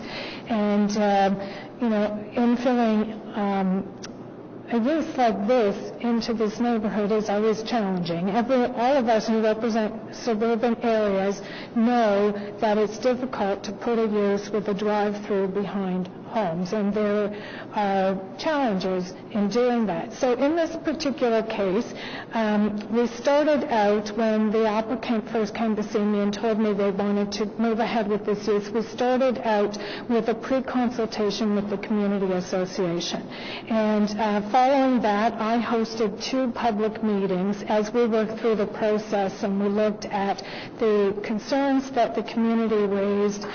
Originally, there were 2 drive-through lanes. There was garbage at the back of the site. There were a number of issues, concerns with the operation of the intersection at Hunt Club and Hawthorne Road. And as we worked through those issues, we had the 2 public meetings. Additionally, as Ms. Meloche noted, she went door to door with the applicant to personally address the concerns of the neighbors. And I have to tell you, closer to the end of the process, they settled on an operator, which is Second Cup. Second Cup does not cook on site, so there won't be cooking orders, and their volumes are less, and I believe it's not a 24-hour operation either. So there were a number of things that made it more desirable. So I can tell you that I went with the consultant door to door on Foxton, and we knocked on the doors at the end of the process to ask the residents most impacted if they were supportive of this application at that point. And not everyone was home, but we did talk to many of the residents back onto the neighborhood, and they all told me that they were satisfied with the application. And so, when we went through the process, they changed the garbage into those ground molochs that are less intrusive. They included a smart channel at the intersection of Hunt Club and Hawthorne. They reduced the drive-through, and I think on balance, the president of the Community Association in Hunt Club Park told me that the association was satisfied that the applicant has gone a long way to address the community. Now, Mr. Cook took the day off work, so you can see that he's passionate about this, and all of us, I think, can sympathize with that. If we backed onto it, we'd probably prefer that it not be there. But as the applicant pointed out as well, they already have as a right a car wash. And so, I kind of ask myself, would I rather have a second cup or a car wash? Because that really is the challenge, right? And on balance, I think I agree with the majority of the community, I think, accepts that this is probably the best use for this site. So I would ask the committee to support it. Thanks, Councillor Dean. Anybody else? Okay, so on the item? Carrie? Did you have a question, by the way? No. Okay. You have to sit in your seats to actually dissent. And I don't have no idea. Because you're afraid of the pedestrians that are all going to be walking across the street there. Again, take a drive out because you wouldn't want to cycle. No, maybe you could cycle. You probably could. It's pretty fun. But you could, because you know what? You can go through Laurie Greenberg and then out and around. You could get there, but then you would actually see the lay of the land. I think that's important too. I think Councillor Deans has addressed her residents very well. Yeah, thank you. So we have 2 registered dissents. Thank you. All right, so we're going to take a break now. Unfortunately, it wasn't as nice as I tried to be. Remember, I said 1:30. So, just to continue my niceness, let's come back at 1:40. Right? Excellent. Like I said, you never know whether the elevators are working, or it might change your decision on where you're going to eat.